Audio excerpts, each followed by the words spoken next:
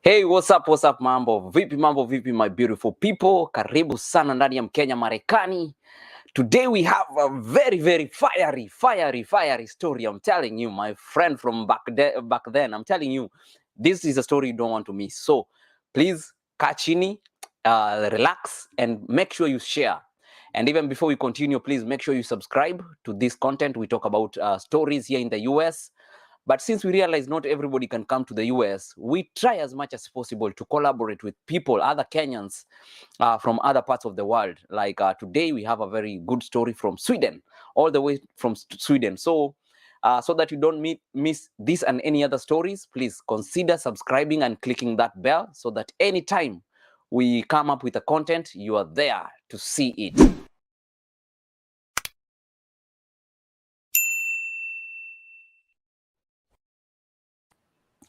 Yes, Sheshy. Long time, my brother. Hey. Sijui tuanzie wapi? Sijui tuseme nini? Tuanze na maombi kwanza. Baba, tunashukuru kwa kutuweka. Hallelujah. Wewe Sheshy.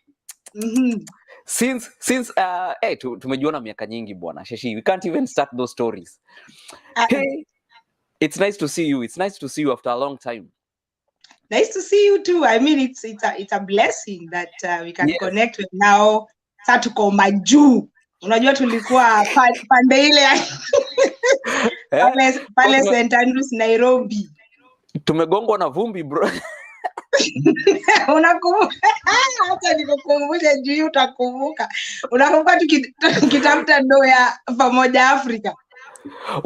Unajua nilisendiwa video ya Pamoja Afrika na Freddy akiwa Qatar. Wow. Alinisendia like this week ako ka video ka Pamoja Afrika nikiimbisha hapo kwa tent.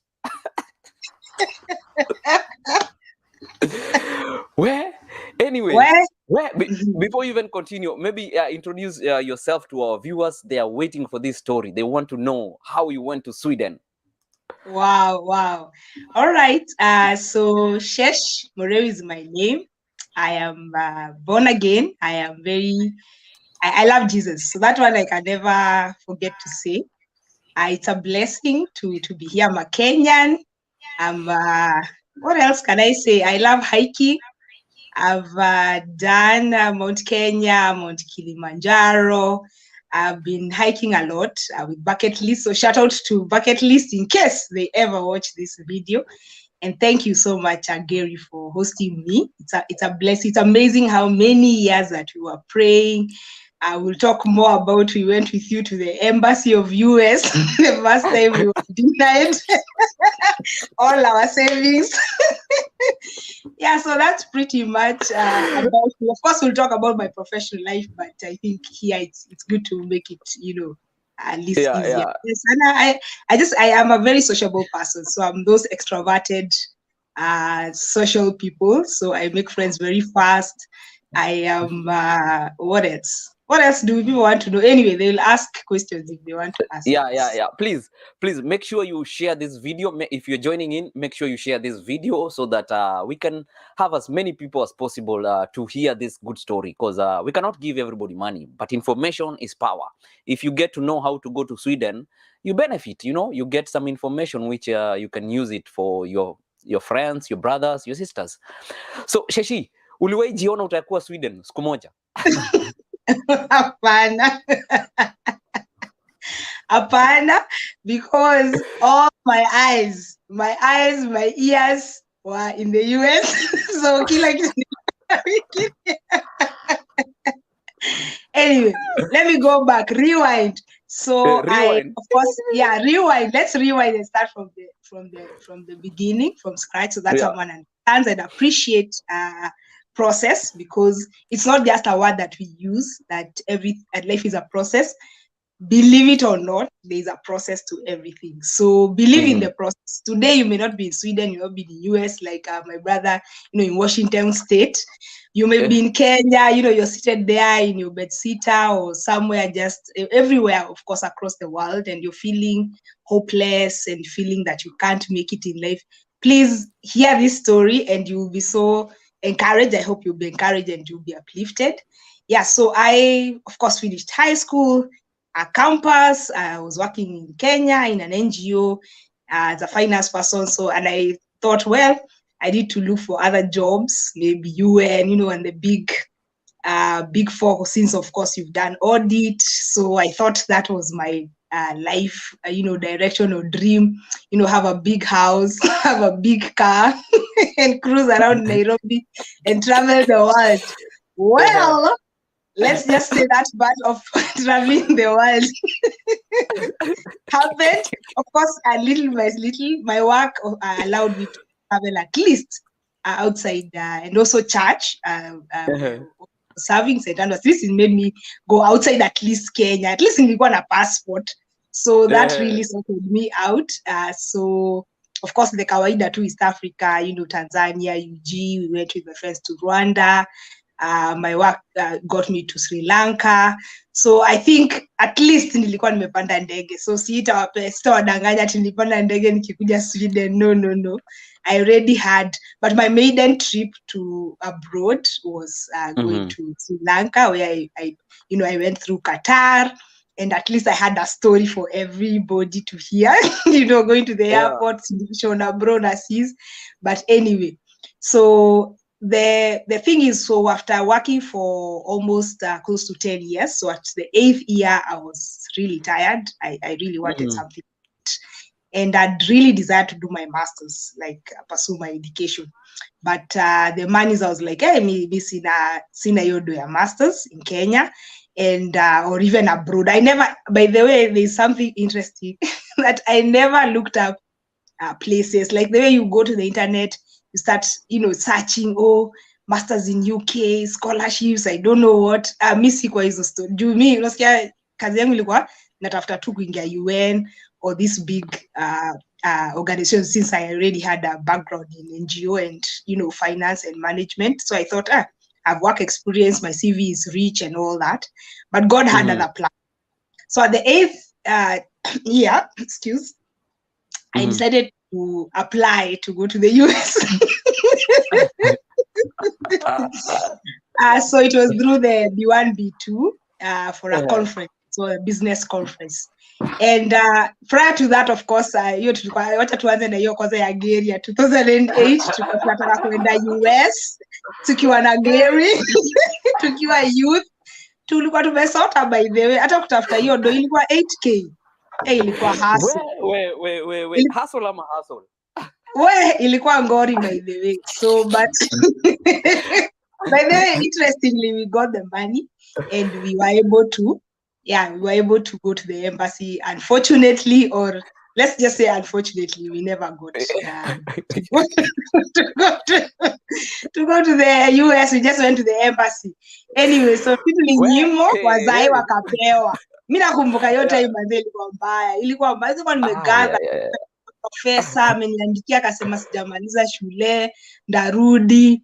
Nilikuwa naenda kumalizia degree yangu, so pale KM. But so fast forward 10 years now, that's 2018, I went again to the embassy, and this time I had been coached. I had all the info, all the paperwork, my, like lack of a better word, I had, my bank account. I thought, hey, niko na tiko nda afford, hotel nda afford. Me, by the way, me tunaenda. So interesting enough, what I've not shared in the wallet. My sister is the one who knows. I told my sister, akaniuliza, we are believers, so akaniuliza, unafikia kama God ako kwa hii plan? Nikamwambia acha nikwambie, lazima uhasu. Mimi nataka kwenda lakini nitarudi. Sitakuwa kama wale wenye upotelea US. I know you understand nikiongea Kiswahili. Lakini in my heart nasema hiyo ndani ya roho. Ndani ya roho. Anyway, the Lord says he knows our hearts. So mimi niko najua ndani ya roho yangu. Mimi sipatikani huku, sipatikani Kenya, nikiingia JKA kwa ndege sionekani Kenya tena. Anyway, so fast forward, I went to the embassy. I was so confident. By the way, I was so confident. I knew 10 years. Were you Were you confident or over confident? I think I was cocky. That's the word.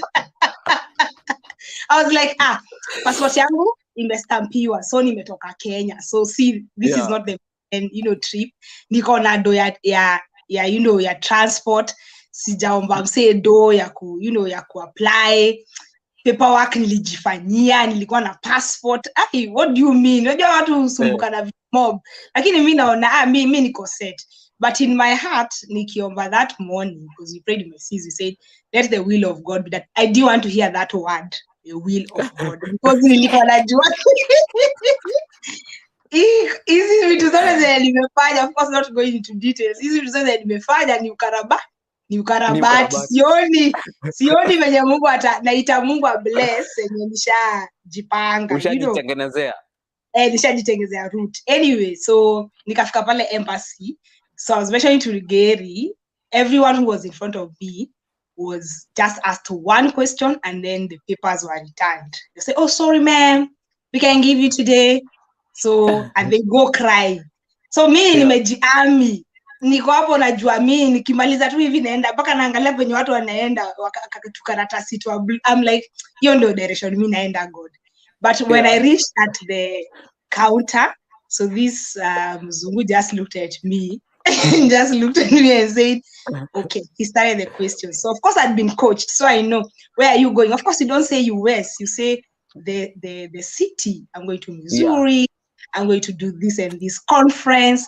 I'm staying in this and this place. Who will pick you up? Where will you live? My friend.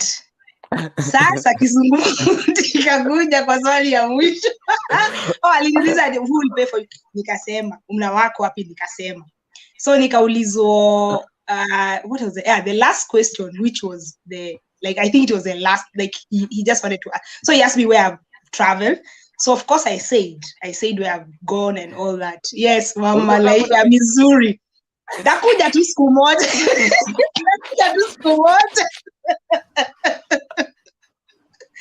Siku moja tu Mungu akitufikanishia anyway. So I was asked, so which church do you go to? Winnie. Yeah, I know Winnie. Winnie is my friend from Kenya. So mimi nikasema, si mimi naenda because of which church do you attend right now? Mimi nikaangalia mzae sasa nikashindwa. In seconds I was quiet because now I didn't know. Nilikuwa before nilinyimwa school ile St. Andrews 10 years ago. Of course iko kwa system bado. Haya hapa nilikuwa na serve mamlaka hiyo. But sasa nilikuwa naenda na church nyingine. Wewe unajua hizi story vile zinakuwa. So nilikuwa naenda na church nyingine conference. Sasa mzee kuniuliza, Mungu akaniambia now lie. Lie to this man. Imagine that was the voice of God. So I told the guy I attend Mamlaka. So the guy looked at me in shock. Like, even he was just waiting. This was, and now I've been there for 10 minutes. On the counter. So everyone knows, who dem atapewa hii document. Wacha nikwambie. Brother akaniuliza, So I looked at him, I said, because I had the document for Mamlaka, I said, Mamlaka is travel. The guy just looked at me and said, oh, madam, I'm very sorry. I can give it to them. I'm very sorry. I can share. Of course, aliniangalia tu na ukuma. By then, even him, he was shocked. Because he was just, I think he had kind of wanted to change his mind to give me, but he didn't. But now God alikuwa ameniambia, kuna kitu utapata hapa. So nikapewa karatasi na passport yangu. So I just walked. By the way, because yeye overconfident, nilimwangalia tu nikamwambia, thank you, sir.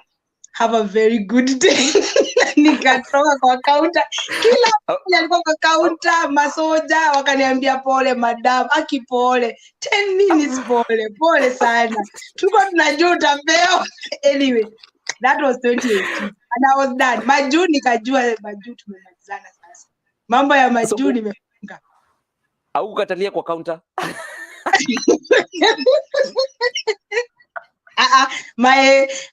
Sinimekwambia personality yetu, unajua extroverted. Tunakuwa tumejijaza sasa sikulia. Nilipaki tu vitu wangu, nika walk gracefully out. nikiambia go tu pole akipole. Mpaka kuna chali mwingine alitumia ma F word. Akiniangalia, I told you this nigga wing give you. Nata yali nyimo. So nikisema whatever. Anyway, when I walked out, I knew that's it. I told God, thank you. I'm very discouraged. Of course, of course, I cried now later. I was so discouraged. My man is 16. Ulilia wewe, leo unakuwa mgumu. Nililia home kwa bedroom yangu. Anyway. Ageri kidogo. Kaona jamii kitu hiyo feeling inakuwa mbaya acha nikwambie. The reality. The reality on ground. Alafu 16k, alafu wacha niambie wasee kitu ningine ndio mtu asifanye hiyo mistake tena. Kwa of course si vizuri, of course huwezi ambia si mzazi, huwezi ambia employer wako unaenda mahali. So mimi ma meetings zilikuwa tunaenda tukochiwe, mimi nilikuwa na hepa. Hepa job. Naenda na nikienda huko nikapata na boy mwingine hata amehepa job, amekam like lunch hapa. Tukaangaliana sote walikuwa hapo juu, tunakumbuka tulikuwa watu over 100. People are desperate. Oh my God. That was so bad. I always tell people never be desperate. But anyway, times are hard. I understand Kenya, things can be drama, and dramatic and all that. So that was it. So it didn't work. It didn't work out. So that was 2018. That was done. So I was done with abroad. Nikajua abroad ndaendaga tu either niende mlima nikapanda Everest, niende nikatembe. US tumemaliza sasa mara mbili. Hata wewe nikuche. By the way sasa mimi niliongeza ya 3 sasa kwa hiyo story. Wewe hata wewe. Unajua na stories hapa mle. Why is Jerry talking about that time? Because the first time tulikuwa pamoja. Kaya leo tu ali adeni anyway. Tulikuwa na ende anyway. Yeah, so that was 2018. So fast forward the story. So the same year, you will be so amazed how God works, and I believe that God knows sort mtu in terms of destiny or many things. Anyway, we are not here to preach, but at least it's good to mention to someone out there that God has these plans that we don't have. So me, I was just thinking of US. I didn't by the way, interesting enough, unajua ukiwa na hii mentality ya kwenda US, nilikuwa nimeongea na mabeshte. Nimetafuta wasee. Nilikuwa nikwambia mimi hosting singekosa geri. Nilikuwa nimeongea na wasee in other states. Nimeongea na kila mtu. Nimeambia beshte yangu, of course for protection purposes, siwezi sema majina na state zenye wanaishi. Nikwambia manzi, mimi na kam hii mwezi na kam November, so ndatafutana. Mimi tu ukini host 2-3 weeks, mimi ni say chap. Nikifika tu hivi nikiland ndajipanga. Wacha nikwambie plans nilikuwa nazo geri. Mungu alijua wewe hiyo US utaionea sasa. Anyway, fast forward, that was July.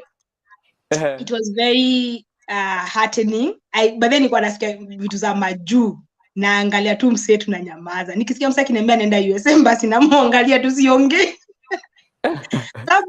There's something to do with this being overconfident. Sasa yenye kitu kingine pia naambia gawase, ukianza safari fulani ama kitu unataka kufanya, if possible don't tell everybody, because now you see, like for me the US nilikuwa mpaka nimeambia of course CEO atina wadosi na nilikuwa nimeambia workmates wangu 3, I'm sure wakiwatch video watacheka waisha yao yote. Nilikuwa nimwambia mimi by the way nenda US. Kenya nimechoka, nimemalizana na Kenya. Sasa hivi ninaenda kesho. Anyway, fast forward in October of the same year 2018. I was just seated again. Remember hii feeling ya kuchoka job, sipati nilikuwa nimejaribu connections za ma job na wasee. Ni important wasee washike hii story because pia nilikuwa nimejaribu kubongana wasee. Nikiona msee mtu ni CEO mahali HR, unaenda unamwambia manze ndio hii CV natafuta hii job. Wasee wamenipromise. Mpaka mwingine ananiambia ndatuma nini yako. Kwa sitaki kuchoma watu hapa, lakini wanajijua peke yao. Msi anakwambia nitumie CV ndakusort, najua HR wa hii place, najua HR wa huku, najua mdosi wa huku. nothing worked again. Hiyo US hizo majob zote nothing, zero.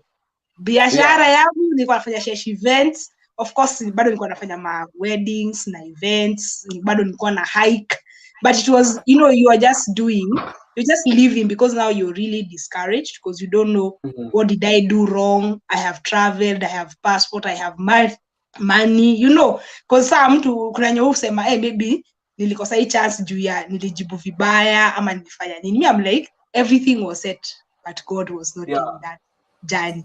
Anyway, so October when I was seated in the office, so discouraged, I saw a Facebook advertisement about scholarships in Sweden. Hey, my friend, sema kutulia. Ninaangalia tu kwa umbali.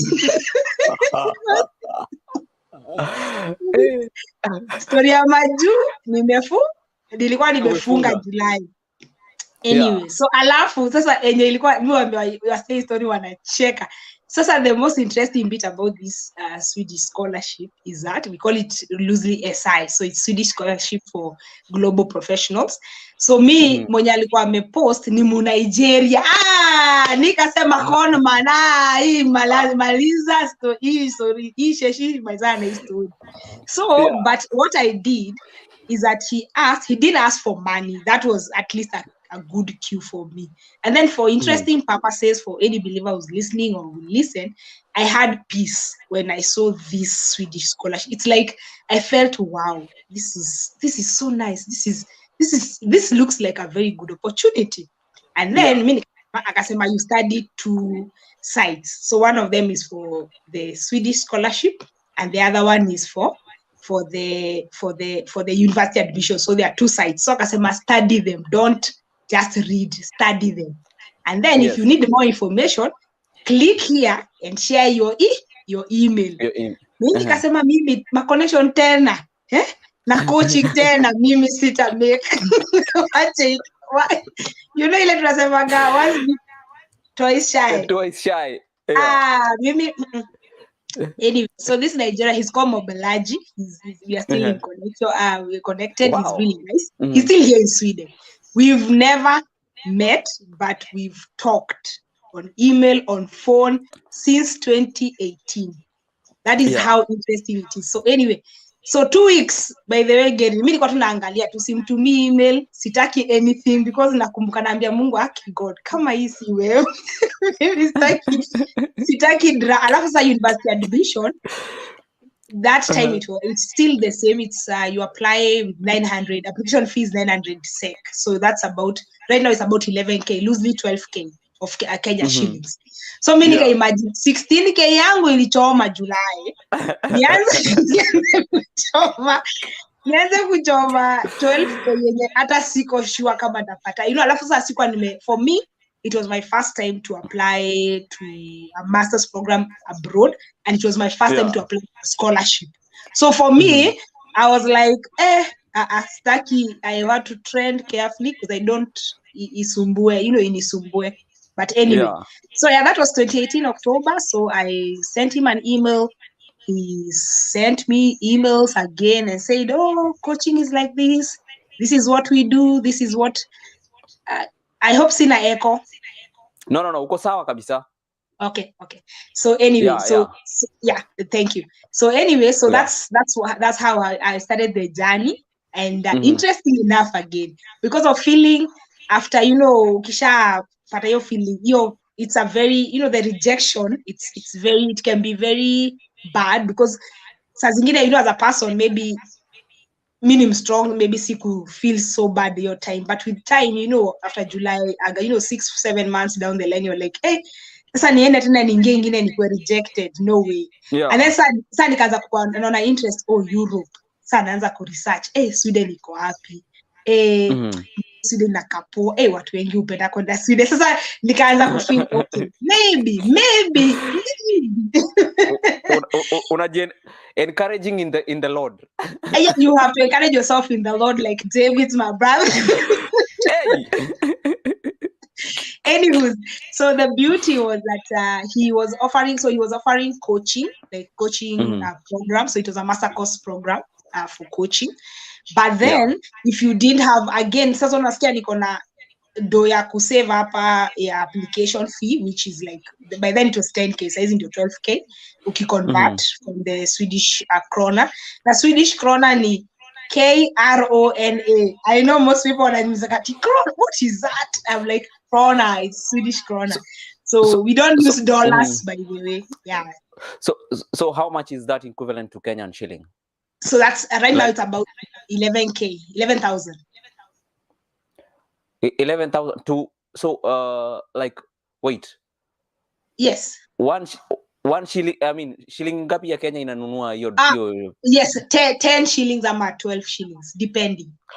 Oh, okay. That fluctuates. You fluctuate. Yeah. So mostly, ndio iko easier for you, sema 10 bob. So nikikwambia, yeah, but sasa juu ya conversion rate, sitaki mtu ashike 900 seki ya kulipa university admission, times by 12 ndio inakuja about 11k, 11,000, 12,000. Yes, but it's just like a one sec is like 10-12 Kenya shillings. Yes.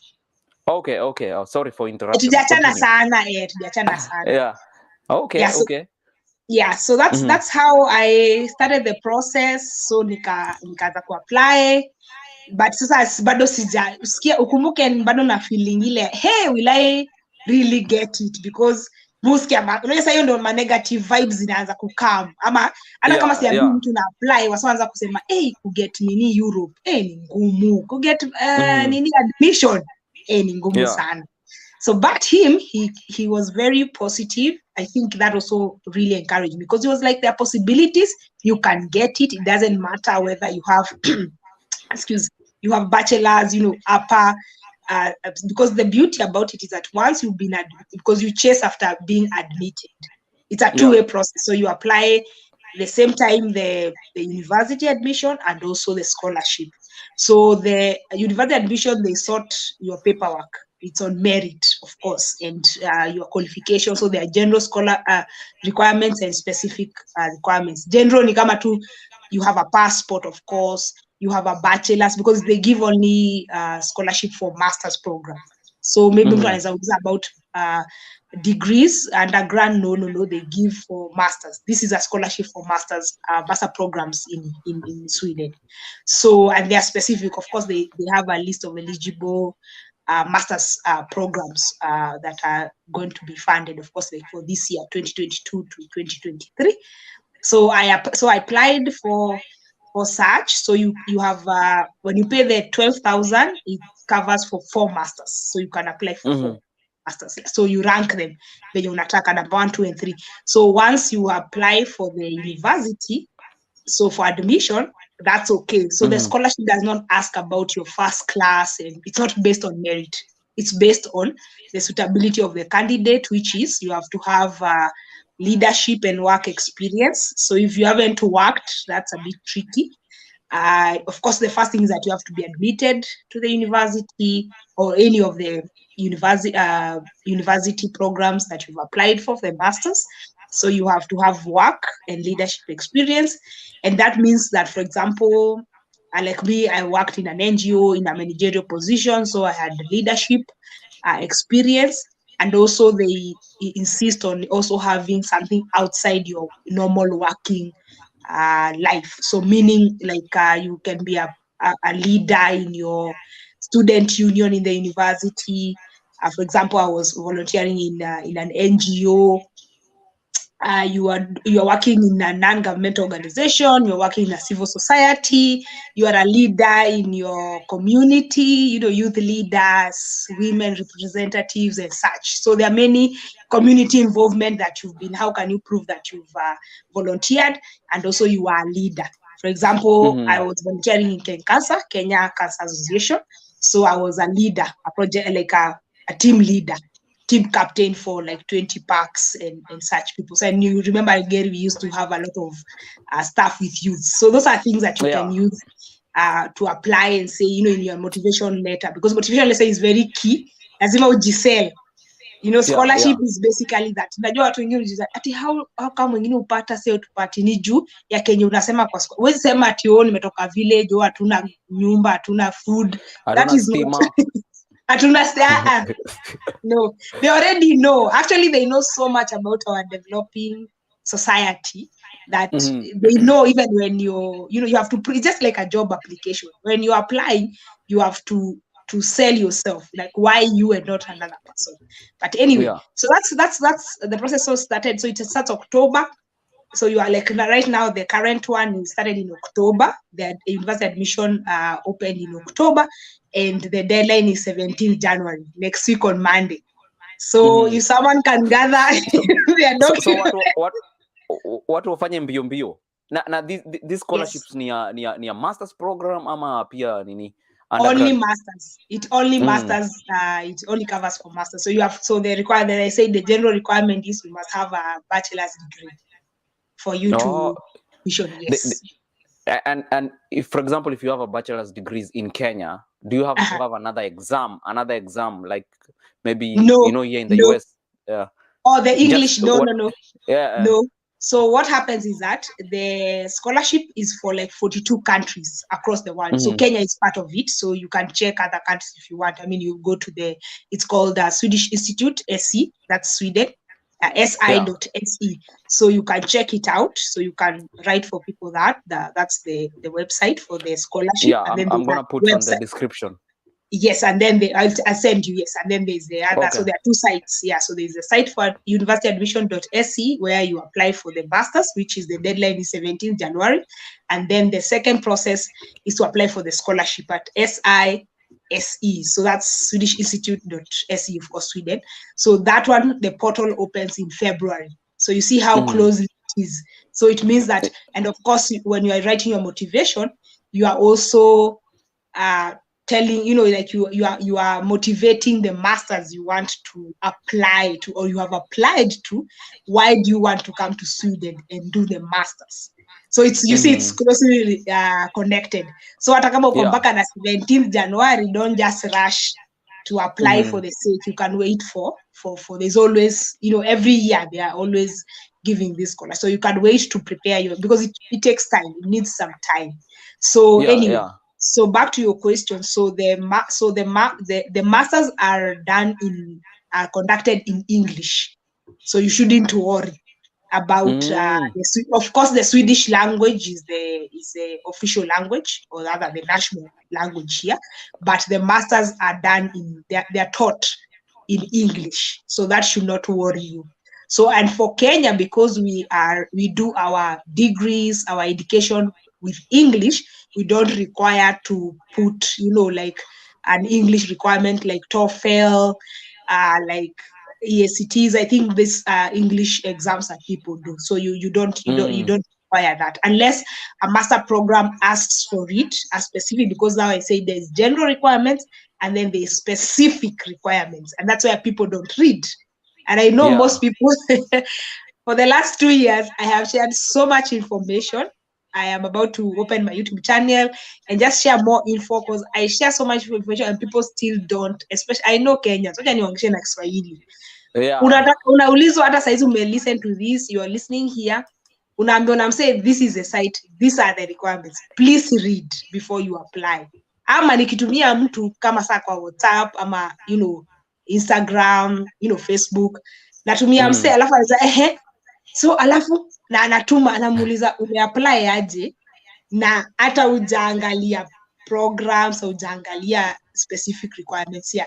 So English language, unless it's a specific requirement from a master's program, but majority already, because the beauty about university admission in Sweden, it's a centralized system. So when you go you log into the website, you see all the programs, all the master's programs across all the universities in Sweden.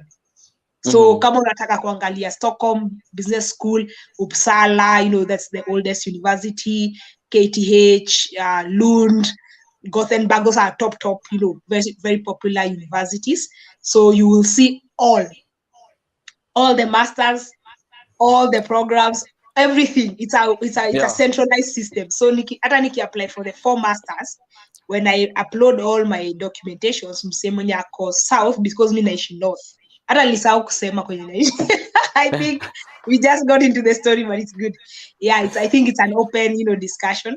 So ukienda kwa hiyo site unapata all the programs. So kama unataka kuja north, kama unataka kwenda south, so all that is there. Yes. Yeah, so that's how I came to Sweden. So that's one of the ways. Wow. Yes, that's one of the ways through school. So you can come to Sweden through work, which of course hiyo ni kisungumukuti depending on where you work. If you've come, as you said, I think the other day you were explaining your channel, like there are those special, you are a special chemist, you are a special neurosurgeon in Kenya. That is the only way you can get, straight pass. But otherwise, they call them, the special professionals. But otherwise, you can still, there are people who've come to Sweden through work permit. So you can still apply for work, get work. But remember, they look first at their candidates. Tukiona kabisa hakuna Msweden anaweza fanya hii kazi, ndio tutatafuta a Gary, a Wainaina, a Maina, a Jane in Kenya or another country in the world. So that's a second way. And then the third way, of course, is the marriage. Please don't ask me to look for you for a Swedish man. I will not do that. I can only share with you about school. Mtu mzungu bana, uski. Please, when either dating site ama mutafute watu wengine wa connect mimi, ngumu. Itakuwa ngumu sana. Mimi nakwambia tu nilikuja na masters. Wewe ukifika huko utajipanga. Open your eyes. Open your eyes, my sister. Anyway, so that's So hebu tueleze kiasi, unajua sawa sio wanaangalianga tu US. That's why we bring people like you, so to show that kuna other options, unajua. Yes. So for example, tuanze na Swedish Embassy. Pale maswali inakuanga aje kufanya interview pale nini? I know there is different visas, but generally the outlook is the same. Yes. Actually, the outlook is the same. So the beauty about the scholarship is that it's a walkthrough. Sawa unakuwa guest. So mimi yangu tu ilikuwa tu kuapply tu kwa embassy, nilienda tu kufanya biometrics. Just my finger, my picture and my finger, what are they called? I'm forgetting. The prints. Yes, biometrics. Yes, I just call them, it's easier to call them biometrics. So anyway, so once you get this scholarship, so I didn't pay for the visa fee. So all I did is just to book an embassy date to go and do the biometrics and apply. Of course, I applied through Swedish migration. So that one I applied now. It's like you're applying in Sweden, but of course using the Swedish embassy in Nairobi. So that, you see, the beauty of obtaining or being granted the scholarship is that I don't need to pay.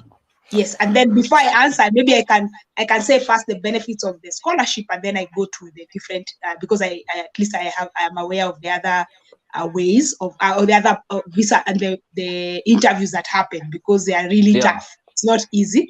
So the beauty about the scholarship is that you'll be paid for all your fees, because in Sweden they charge, or rather international students, especially from outside EU, meaning outside the European Union. Anyone, if you are non-EU means Tanzania, Uganda, Asia. So they pay fees. So I know there are other countries that don't pay fees, but for international students like Germany, Finland, and the rest. But in Sweden, you pay as an international student outside EU. So meaning you're outside the European Union. And so they pay for your fees. The SI pay for your fees. And number two, you're given a stipend, which is like a monthly allowance, which is in Kenya shillings, it's 100,000. So it's 10,000 SEK. So 100K, utajipanga venye utadu. Utajipanga as a student. I lived as a student like that for the 2 years before I graduated in June of the last year, 2021. So you utajipanga too. And then number three, you're given a travel grant, which is a reimbursement, which is 15,000 SEK, which is 150,000 for your flight. But hiyo ni ukifika Geri. Si ati unapelea ukiwa pale Nairobi, ni lazima umefika Sweden. So that's 150,000. So typically it covers for your coming in and your leaving. So that's kile tutamalizana na SI, which is like when I graduated in June, you're not asking for flight home. Ulipewa ulipofika. So mimi nilipewa yangu 2019 August when I reported. So anyway, and then number 3 is that of course you get now the insurance as a foreigner. So you have the insurance, so you don't need to pay for insurance money. So healthcare, I just walk into a hospital, I just pay a small amount and I'm good to go. But because I'm under SI, I was reimbursed the 2-3 times, and thank God I didn't have to go to hospital so many times. And then you become a member of the professionals. Now you become a member of the institute. After I graduated, I became an alumni. So you see, all those are very good benefits, because when you become a member of the network, imagine you have 350 students from outside 42 countries in the world. So you have all this, it's a big network, but then you have the local networks. So like in my university, I was privileged to be a chairperson. So I before COVID, of course. So 2019, I was able to travel, to Stockholm, the capital city of Sweden. You can imagine being in a room with 24 other very bright students and people from across the world. That was, for me, it was amazing. Mpaka nikajiuliza, hey, mimi nilichaguliwa aje? Kwa sababu bright. So anyway, tulikuwa tunacheza na wewe kichwa uko tu sawa. Wacha tu post nikupe hii ni commercial break. Watu wenye tulikuwa tunaenda nao hike, tulikuwa tunaenda hike sura kwa na alafu sasa tulikuwa na tulikuwa tunaenda hike huko Mangong, tumeenda nao Mount Kenya nini. So one of my friends, najua kiwachi atacheka yake yote, aliniuliza, yani Sheshi, unaenda Sweden kusoma masters? Yani Sheshi, ulikuwa umesoma ati unakaa useme. Let me give you an idea of who Sheshi was. Sheshi ni wale wase kukitokea strike anaweza kuwa hapo mbele. Yani strike ni wale watu wa kumbe ni wale watu wanakudanganya na wameshafanya homework. Akimeshte yangu alicheka, aliniambia, yani Shesh, mpaka akasema, you know what, hii group please ni allow group ya WhatsApp ya 250 people, ni allow niweke picha yako, niseme unaenda Sweden kufanya masters, because mimi siwezi believe ulikuwa unatembea, sisi unacheka, unapiga kelele kwa camp, unasumbua watu kwa mlima na kelele na story. Ati unaenda kusoma, mpaka umepata scholarship. Sheshi, hapana. I think nikamwambia, you see, for me, this is what I believe in life. I believe in wholesomeness. I don't believe in just one way, because of course also there's also the culture thing about us. Back of course home Kenya, tumefunzo unaingia daro, usome utapata kazi mzuri. Sasa ufanyangi anything outside. You get like when the hikes au meet na watu wewe tunaenda na wewe Geri, hiyo pamoja Africa, network na other meet other Nigeria. So mimi nilimit Nigerians nikiwa 19. So hata nikiwa mituku majuu. Najua na smell huyu ni conman, na smell huyu ni mzuri. As in it's very good to be an all-rounded person. I know it's not possible for everyone, but I believe it is good. Uswim, uende Mombasa. So imagine nikiwa Sweden, mtu ananiuliza, hey, so I can see there is Mount Kenya. So kuna mzungu aliniuliza, nikamwambia, nimepanda Mount Kilimanjaro, nimehike, nimeenda Coastal, nimefanya hivi. Msee akashangaa, because sasa most of us, it's true, I can't fault anyone. Unatoka the first place unaendaga majuu ni US ama Europe ama everywhere else, but haujaifanya anything around Kenya ama kufanya anything else. There are many examples. Biking, squeezing, watu wanafanya biking, watu wako gym, watu wanafanya cooking lessons, watu wanafanya, all kinds of things, not only, what we are calling them, on the side hustles. Right now, it's no longer a side hustle. It's actually a main hustle. So, come on YouTube, influencers, and watch, all that. So for me, that really helped me from a very young age. So, nikiwa job, job. So nilikuwa finance manager Monday to Friday, lakini Friday jioni mimi event planner. Then Saturday asubuhi naenda nafanya wedding ya mse, naenda maybe hike kama sina wedding ya mtu, so tunaenda different, kuna ziko mingi, kuna kina Kipipiri, and I'm trying to remember, Abadeas ziko na vitu mob sana, so there are many other hikes that you can join, so and pay even just less money, not a lot of money. So there are many extracurricular that you can do. So for me, so watu wa kuhike au walikuwa tu wananiona asubuhi, tumeenda tumecamp, tumepiga kelele, mimi mtu wa kelele hata kama huwa sikunywi pombe. So on Sunday mimi naenda church, tuna serve well, you know what to do. Then Monday asubuhi saa 2 mimi ni finance manager. So mse na hakuna penye, and I believe in just also being with people. When you are with you know, ukiwa na mseka huyo, that's what you can talk about. Kani mse tukisema tukicheka, you know, kusema mama mboga, I still remember nikiongea nao nikiwaambia hey, by then naenda Sweden, walishangaa cause we used to just laugh with them as just kawaida. I believe in that. So anyway, that's a good commercial break. So back to the visa. So there is this, I talked about the permit. So you're given a resident permit in Sweden. So not just a visa. So it's a resident permit for a year. So they give for 12 months. And because I was under the Swedish Institute scholarship, I didn't pay because it's also another amount. It's like 1,000, which is 10K. Kenya. So I didn't pay because it's a scholarship holder. So then number 2, if it's work, if you get work in outside, you know, outside Sweden, and you need to apply for a work permit, when you go to the embassy, it will be a full-blown interview. Like to say who's your employer, where are you going to work, what kind of position, do you know which city you're going to live? Because housing here, of course, it's a nightmare. So you have to be in queue and book your housing earlier. You know, now also una change status ile ya Kenya yenye nilikuwa natembea Kenol, unapata nyumba in 2 days. Huko hawezi pata nyumba in 2 days. You imagine like right now the winter. Anyway, we'll talk about stages. So that's number 2. So you will be asked. So in the embassy, I met actually someone who told me they are coming there to be interviewed about the job.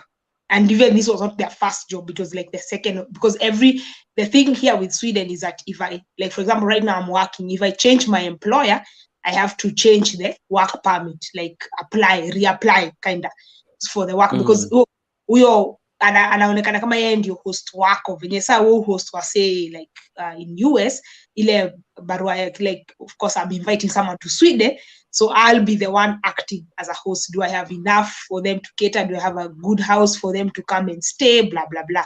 So number 3, ya marriage. Sasa hapo ndio utaulizwa maswali, utajibu ushangae. A friend of mine alinyimwa 2 times because lazima useme unaenda kwa anaitwa nani, kwao ni wapi, nyumba yao ni gani, anafanya job gani, anapata pesa ngapi.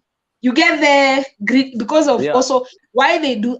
On one hand you feel bad because maybe wengine ni true love, whatever true love is, na wengine tunaelewa ni fake, you know, ni connection. Tunajua hizi story ni connection ya makara. Napenda venye unasemaga makara, sasa lazima tuseme na Kiswahili. Wengine tunajua ni makara. Sasa huyu ilikuwa ile anapenda umse, wamependana, wamefanya mpaka wedding, so they have the marriage certificate, walifanya wedding Kenya, but unfortunately the first time alienda embassy haezi jibu hizi maswali, so probably maybe you know akumbuki ama jua imagine sasa maybe it's in Swedish, so lazima but of course unaweza fanya in English, blah blah blah, so lazima ulizo hizo maswali. So alianguka first time, so second time I think either alienda na interpreter or something and akapata. So for me, for work and for marriage, I have not gone, you know, to the embassy with the interviews, but from the ones that I have listened to, it's the same questions. You have to answer specific questions of, do you know really this person? Because remember, they're not out there also to deny us. I think like the way we say in the US is because there's also the human trafficking that's going on. So like here now, when I've lived here for 2 years now, I understand what they mean, because there are people who've come here and then anakuja anateso na huyo chali.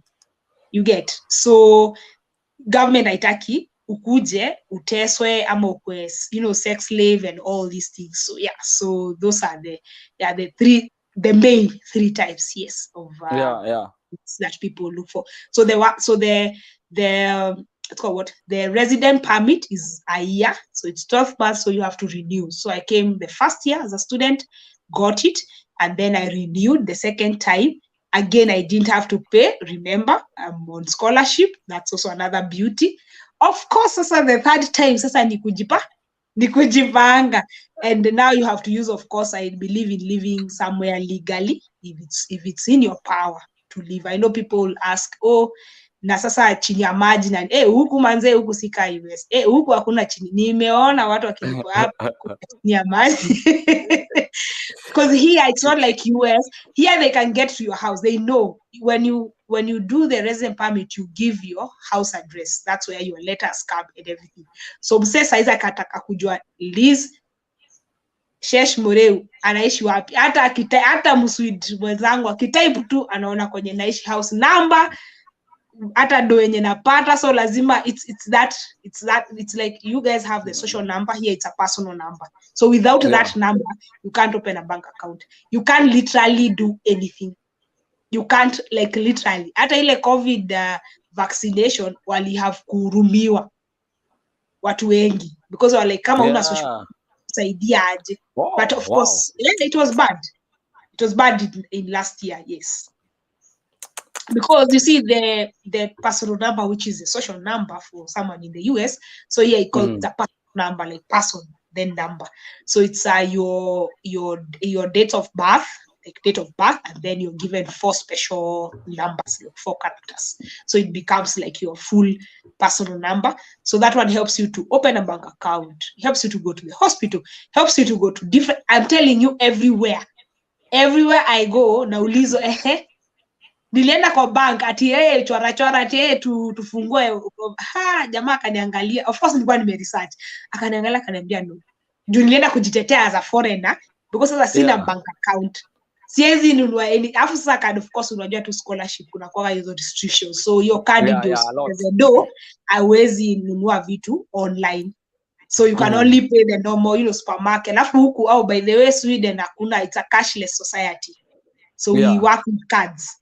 Yes, watu hutumia cash few places, like supermarkets zingine si zote, but majority of the places you pay by card. So it means that do nilishika last kitambo sana. So hata mtu akanipa fake note ya corona naweza mwangalia siko sure kama niko sawa, but anyway. So it's a cashless society. So those are the challenges that probably someone may not live like the US bila makara. Huku ni tricky. Watu wako ziko cartels ziko, but mtu asiniulize mimi sitamjibu. MGN anasema zinaitwa mawebuye. Because of mawebuye pan. Okay, I get that's a nice one. That's a nice. Talk about vile ulifika kule, some of the cultural difference, yani vitu ulikuwa unasikianga uliziona huko, like culture shocks and all that. Yes. So watu waelewe kwa ground vitu ziko aje. Wewe wacha tukikuja kwa ground, my friends, nimemaliza kuongea story ya gold after you get the ticket and show off. Yeah. So US mtaongea na msee English, mtakutana na Wakenya wenzako nini. Huku kupata wasee ni a bit tricky. Okay, yes wako, but ni a bit tricky. So the first culture shock for me, I start from the airport. That's I tell people the story. It was so interesting.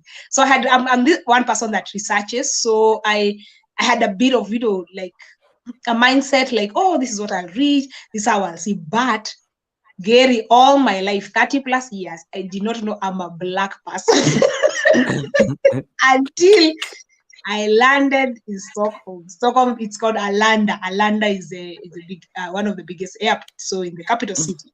So I land in Stockholm and tukaambiwa watu, alafu imeindicatiwa non-EU citizens. Sasa my Gary, pale tuliposhuka ndege kutoka, nilipitia Dubai, tulipofika pale Stockholm, tukaingia sasa huko sasa hiyo ni ya migration sasa umepelekwa kwa karoom. So kuingia, wacha nikwambia, citizen line ilikuwa mrefu. Watu wa EU, European Union, ilikuwa mrefu. Nani EU tulikuwa watatu.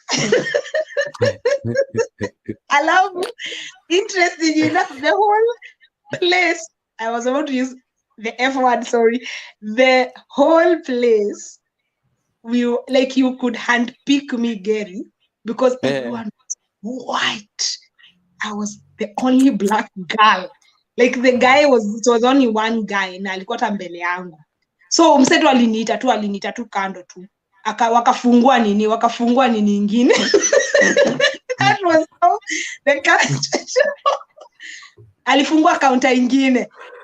Ndio nisaviwe because so mimi nafikiria of course in my heart I know it's not about speciality, but I'm thinking, oh my God, now I have to go to this queue. Not queue, but go and talk to this person alone, and of course, and the guy of course atakuuliza tu kawaida tu, what are you coming to do here? So of course you have your resident permit with you. I know I'm coming as a student, so I had printed, and even of course you can have it on email. So I had my letter of admission. So yeah, that was my first shock. So ikaregister sasa shesh utokona naitaka whiteness. So my parents, my friends, they laugh. I call it whiteness. When I say whiteness, it's not the snow. Of course it's a lot. But I talk about them. So that was my first shock. So I knew sasa nimeingia zone ya akunda. Alafu nilikuwa nimefanya research, mimi naishi north. South, because university yenye mimi apply nilipata admission on the north. So the north is near the Arctic Circle. So the weather is harsh. It's a bad, crazy winter. So the darkness and then the winter in terms of like temperatures, like the other day it was what? On Sunday it was like -30, -25, -20 degrees. That's what we deal with. Taikira furana Sheshy we. Kushiko na pneumonia. Wewe fulana dauga Sheshy fulana yekero anyway. So it was so interesting. So that's how I landed in Stockholm. And then the beauty is that I had done also I always, and people are told here, do research. Do research, do research. Please do research. So huku sika penye mnasema ati sijui host atakupata sijui nini. So what I've done as an international student, I got housing through the university. And so the same group of students like ESN is Erasmus Student Network.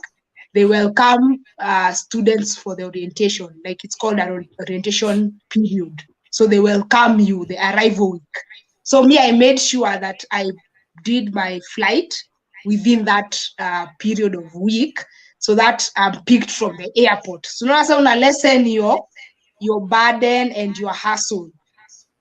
So kiambia nimemeet wengi wameteseka, naambia surely si usome, and you see people don't read. People don't read information, they don't apply early. Afu kuzungu ni mzungu, my friend. I'm sure umeona hata US. Kila kitu is clockwork. Everything kama huko umesema pole. Shauri yako tafuta hotel, utalala, tafuta taxi, So for me, I had done that, so I didn't hustle. But of course, nikifika, of course, kila mtu mwenye anakuwelcome, wote ni wazunye. Aya, class sasa. Nikafika darasa, kuna darasa niliingia tulikuwa watu 70. Before Corona 2019, watu 70 Gary, I was the only black guy. So kila mtu anakuangalia zile za and who are you? Remember the South, I was going the story of the South has more international people, more blacks, more, whatever, Nigerians, Kenyans, Tanzanians. Stockholm, of course, it's a capital, so everyone is there all over the world. So there's Gothenburg, there's Malmö, Lund. So there, Lund, Malmö is like near Denmark. So there's a lot of blacks and, African shops, Asian shops and everything. But the more you go up north, the less you see your people, quote unquote. Wako but si wengi, lazima watafute, like hustle, like you really hustle to wapate. So you can imagine sasa kwa university pia, it's like a 50-year university. They celebrated 50 years last year. So for university 50 years, bado ni young. It's a young university. So bado hawaja embrace wasi wengi, because by the time wanaambiwa 5-6 years ago ndio ma blacks walianza kukam like on the northern side. So of course nikaingia Daro. So of course my professor wanajua mpaka jina yangu, wanajua natoka wapi because I'm the only so for me I'm like, come on guys, let's do this. I'm here on merit, please see to sort. And of course they look at you, some of them think you don't know anything. So but for me, I mu angala tu msezi unanijua ngeri, I'm like, hey, by the way utajisort, hiyo ni shida yako. Mimi niko hapo. So anyway, so that was of course in the supermarket, everyone is looking at you, looking at your hair, wondering why it's so black, why today is so long, tomorrow it's not long. So you're like, it's braids. Of course, it's hard to explain that because I came in braids. So then saini mekata, saini nywele yangu na dreads.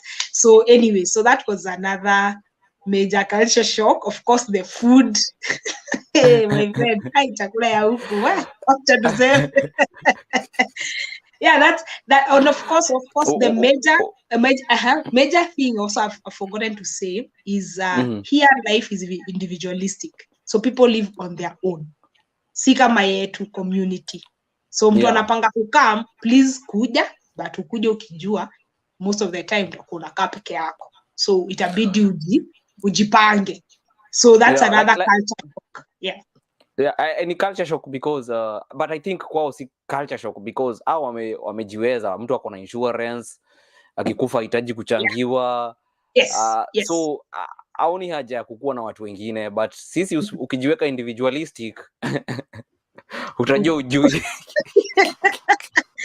Yeah, that's yeah. So just to give a story, so when I came, of course, I lived in a student apartment, smaller, like a bed sitter. So one of my neighbors in the corridor was a Swede. Like they were, of course, exchange students from France, Germany. They love up north because they come for skiing also. So they come to ski and of course to do the exchange for like one semester and then they go back home. So they're here for like 6 months. So the winter, yes, on the north it's like 6 months. So winter yetu inaanza October, itaisha March. So in short, I'm in my coats, my, so just prepare. Me kuja utajipanga. Kama snow una shida na snow wewe kuja. Baridi kama -30 haitakutingiza, please kuja. Anyway, so they don't talk to you so much because they say there's a space, they believe in space, they believe in just a typical Sweden. Of course, not all of them. This is just a general comment, and any opinions of course I give, I should have said it's just my own. Other people have come to Sweden and they have suffered.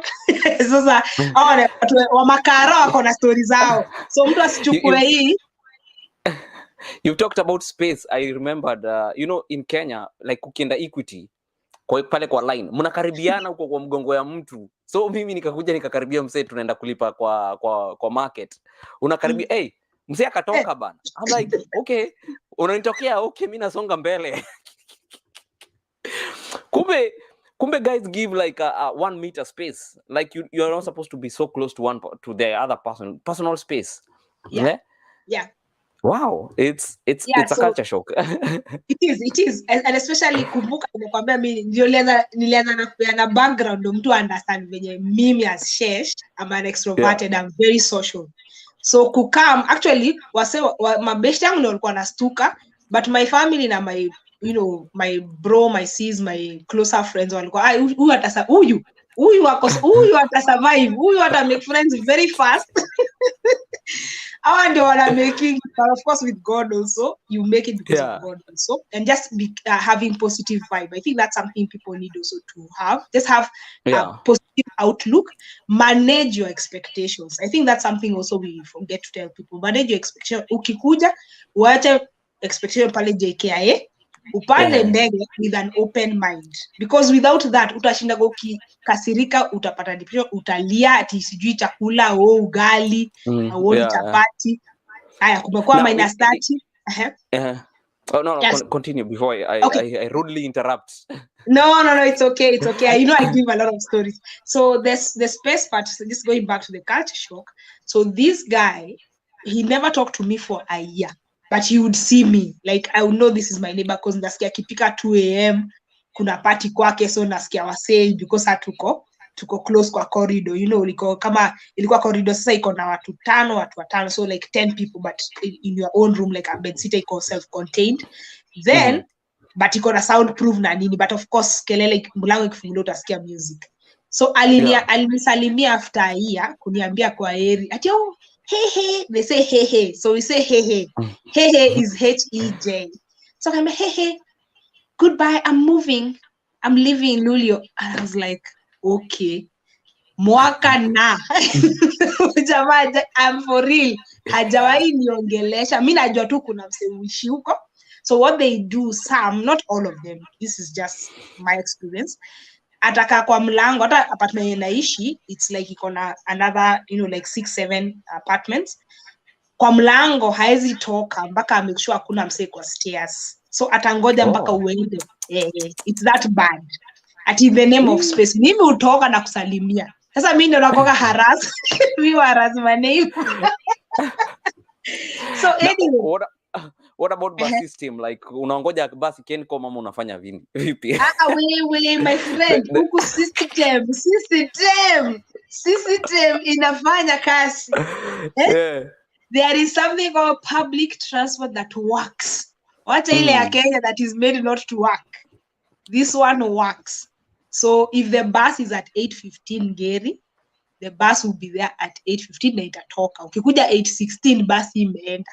Hata ukikimbilia utangoja the next bus. Na kuna makanga. Makanga mgani, my friend? Hata nilikuwa nimesahau culture shock. Siku ya kwanza nimeingia basi, nafikiria ati utalipa. Hey, kadi buda. Kadi ama app. Kama una phone ya maana, mulika mwizi huko haiwezi kusaidia.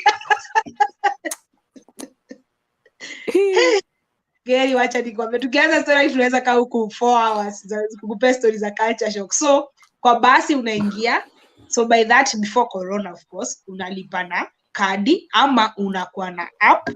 Kama saa huku saa kuna bus service, so una download your app, unalipa, alafu so unaenda tu una click kwa like kwa ka system. So hakuna mtu mtakutana naye, hakuna makanga dere, mnaulizanaga tu kama hauja click.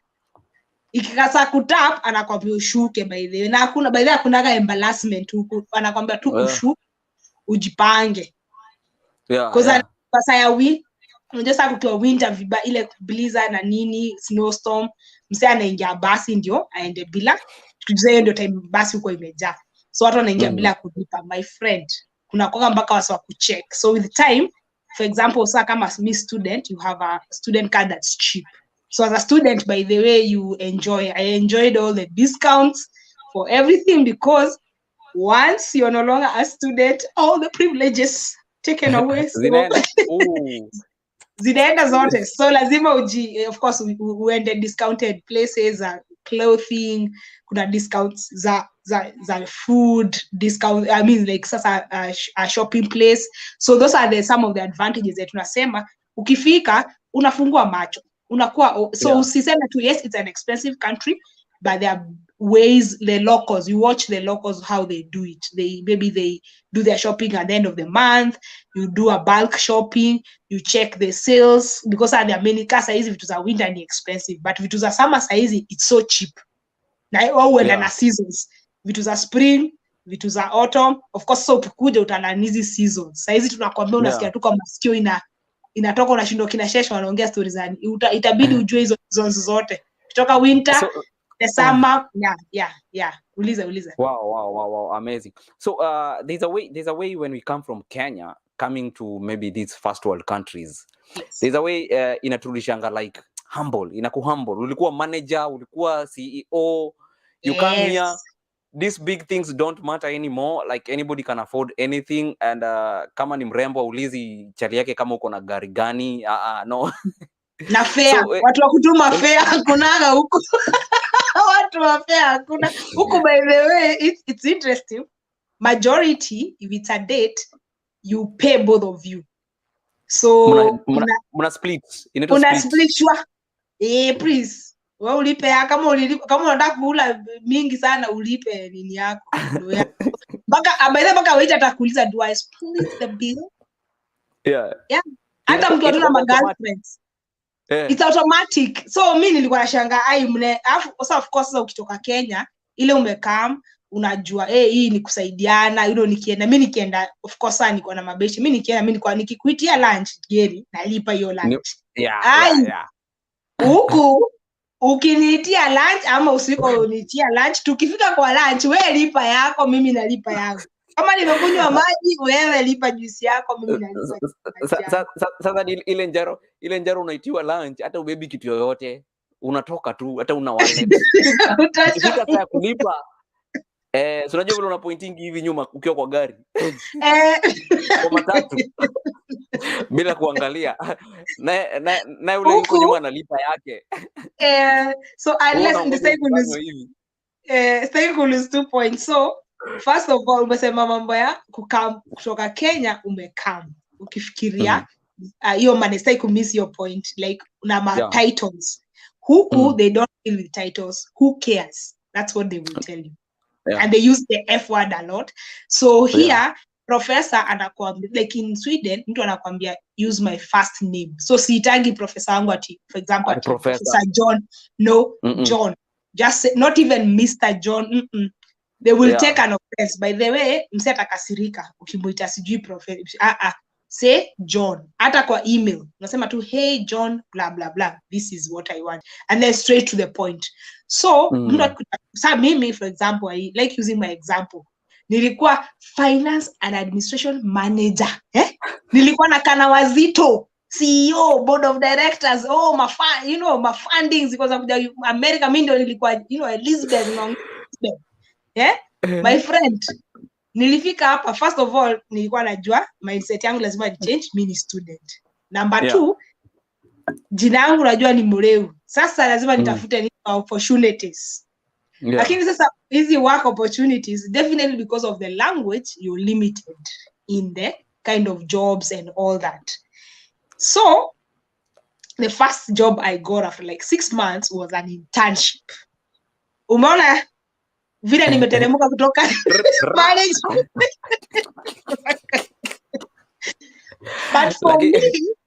But for me what I love is that, as I told you, it's called trusting the process. So it brought me back memories when I finished my campus. I was an intern before I became a manager. Sikuingia organization nikakuwa manager. Definitely could work. So now umefika hapa, ulikuwa so accomplished. Sasa first of all hiyo chini kwanza mindset yako lazima uchange because umekuwa student. Kumbuka masters nasoma na 19-year-olds na 20-year-olds. So already wewe umefanya job, umeona life, umeishi, umeona vitu mob. Mtu hii anakuangalia kwanza, anakuuliza kwani kwa nini ufanya masters?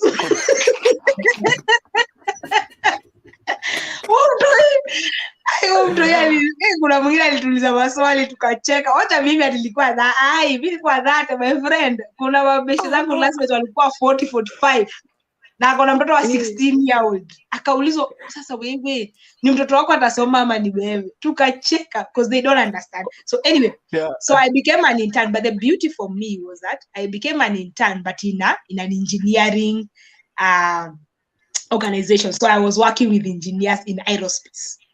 My SpaceX na nini. So for me, there's also the question is, where are you interning? So it's that bad. But for me, the beauty is that now I work with engineers. Yes. In other words, you're interning in Sweden, but it's better than a manager in Kenya. Wacha nikuchekeshe geri. Nikamaliza internship, nilikuwa part of like industrial, they call it practicum. Practicum ni work kama home attachment Kenya. So nilipomaliza engineers wakabambika. So those are also, I'm mentioning ways of how to get jobs and opportunities here. So they believe in the networking. So huku networking, my friends, kama ulikuwa networking vizuri pale Kenya, skills zitakusaidia huku.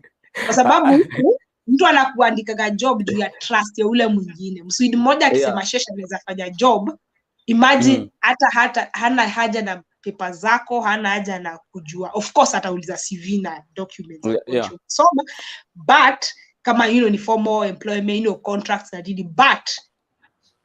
but atajua tu na trust Shesh, nimeambiwa na fulani Shesh atafanya job, that's it. So nilipo bambisha hawa wakaniambia wacha tukupe summer job. Sasa that was last year. So that was last year, the summer of last year, June. Summer's year is June, July, August. So nilipopata summer job, wacha nikwambie nikikuchekesha hapa mtu ataona kama ni jokes. My first month ya ilikuwa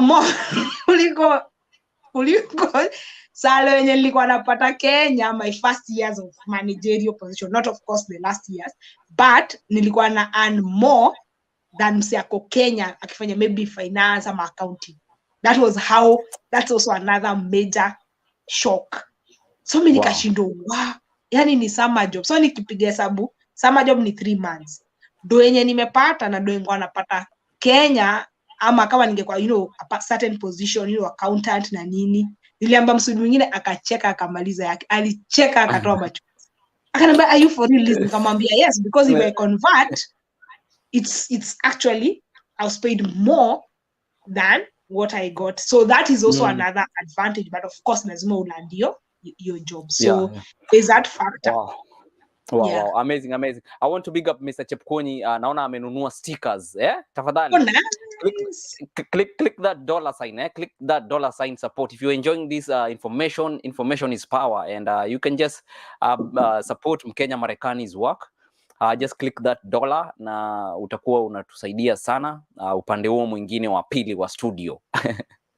So you can get a sticker, you can get an emoji, and you can also become a member of Mkenya Marekani, by paying a small monthly fee, just for the support. It takes work to bring this work, but we are doing so that all of us can benefit. So you can be part of this, and God bless you. So Sheshi, sorry for kukunini kuku. No. Lazima tufanye commercial breaks, my friends. Hizo ndio zinafanya tukue hapa. Yes. So, umesema kitu maana sana, because I was talking to, one day we were talking with Eric Wenaina, the legendary musician, and when he came to that time school mekanyaga US, when he came to the US, he came to one of the best schools in the world for music, Berkeley University. Berkeley. And he wanted to major on piano, but when he went to the piano room, he found kids mazee.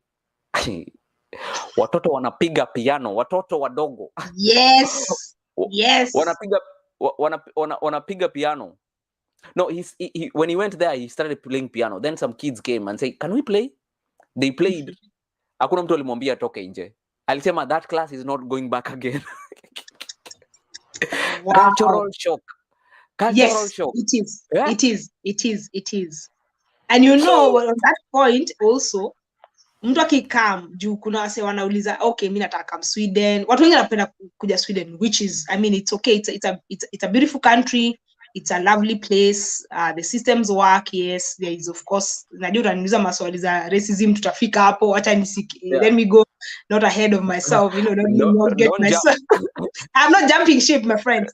So anyway, so there are talking about work. I know there are people who ask, but Shesh, ulipata job na watu wengine wanakuja wanapata jobs za kuosha. Ati the only jobs zenye ziko available za immigrants ni kama kuosha, kwa restaurants, kuosha vyombo, kunini, kuosha wazee, wanaitaga personal assistant. So the thing is, and I think umeshare sana na hata watu wameongea again, the other thing I don't want to forget, hata heri tumalize, tuongee vitu mingi na tumalize hii live na tusisahau hii. Ukikuja first umesema manage your expectations, come with an open mind. Number 2, ukifika, please jua nani mutakuwa na yeye kwa cartel or alliance, who is your friend, who is around you, because those ones will dictate. Because nilifika, mimi nimekuja masters, so mimi nimeingia direct You get? Nimeingia direct, nimepata permit, nimekuja niko na scholarship. So mi sina, I didn't need to work, but for me, I told you my second name is Muriu. My Kikuyu. My Not the Kikuyu-ness. literal meaning. Not the literal meaning. Yes, no, not the literal meaning. Yes, yeah, the meaning, yes. So kuhaso mimi umeshaongea umesema mi upenda kukua mi ni mfast like in chap eh? So nilikujua lazima nitafute pia job. Of course I don't forget also to say here God also had already sorted out, you know, my life, my plans and everything. So really his grace also enabled me to reach there. But wenye tunapatana nao walikuja bila makara. You get? So mse hizo ndio jobs zenye alipata. So kutakuwa two types of people when you utapatana nao hapa Sweden. And the last, maybe my experience is limited because it's just 2 years. People have been here for 10 years, 5 years. But those are the two kinds of people I've met. The ones who have very positive outlook. So they tell you, Shesh, enye mimi nilikambila papers, si kusoma. Na nimeona nyo wamesoma, manze, wamepata hizi ma jobs. Either, you know, hizi ma corporate jobs, na good, meaningful job. You know what I mean by meaningful jobs. But, hapa ndio nilianza na nikasonga. So usiitikie kuosha vyombo, usiitikie kufanya hizo makuosha wase, usiitikie because once umeingia ni ngumu sana kutoka. Hiyo ndio the other opposite ya kwenyu US, where you are paid per, even here you're paid per the hour, but once you get into that system ya kuosha vyombo na nini kwa restaurant, sisemi ati wenye wanaosha ni vibaya, please mtu asinibebe vibaya, but once umeingia kwa hiyo system, ni ngumu sana kujitoa. Hiyo ndio challenge ya huku. So ni ngumu sana kujitoa kwa hiyo. So in life, sasa lazima ukwe pia, utembe pia na watu wanakupe positive vibe. Ndio usikimbie tuna watu watakwambia maneno huku, my friend. Nimeambiwa maneno. In other words, ukiingia majuu, tafuta job yenye ina progress. Like kutoka hapa, unaweza enda hivi, unaweza enda hivi. Yes. So that because 5 years pale ulianzia. Yeah, na ziko Gary, ziko. Ndio nimekwambia first ujue umekuja kwa hii culture mpya.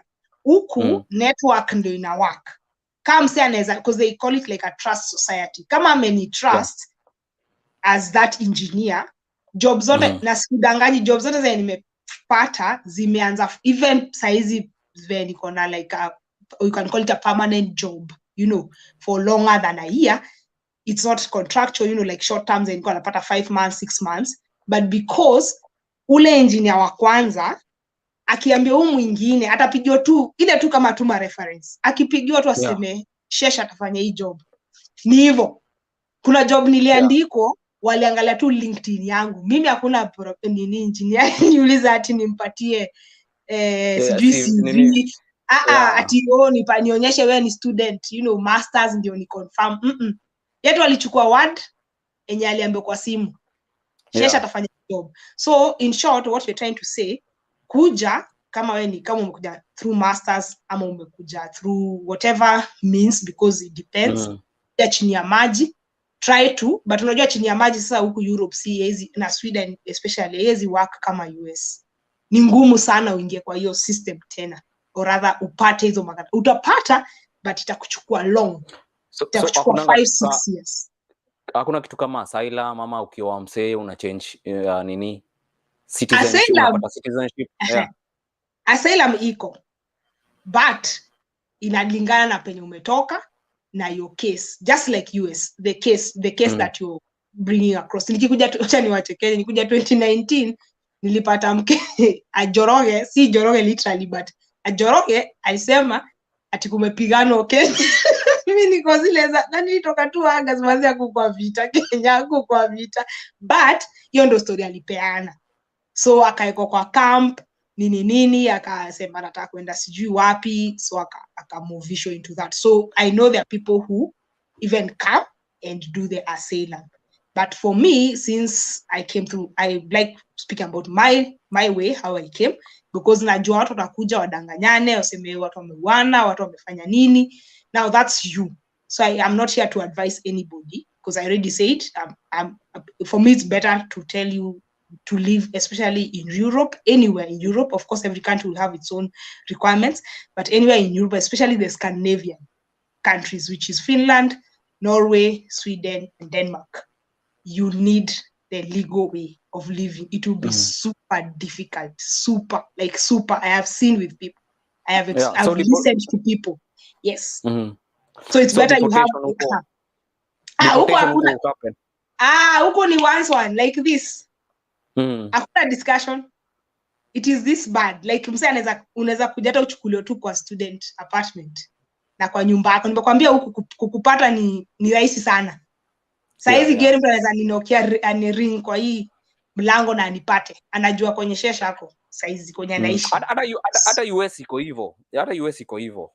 Ni vile watu wanajulikananga pali wako, lakini I think ni ukiingia na US is more relaxed a little bit. They know where you are if they want to find you. Of course. Mostly ni ukiingia na, for example, you do militia things, hizi tu vitu random mbaya. Those can take you.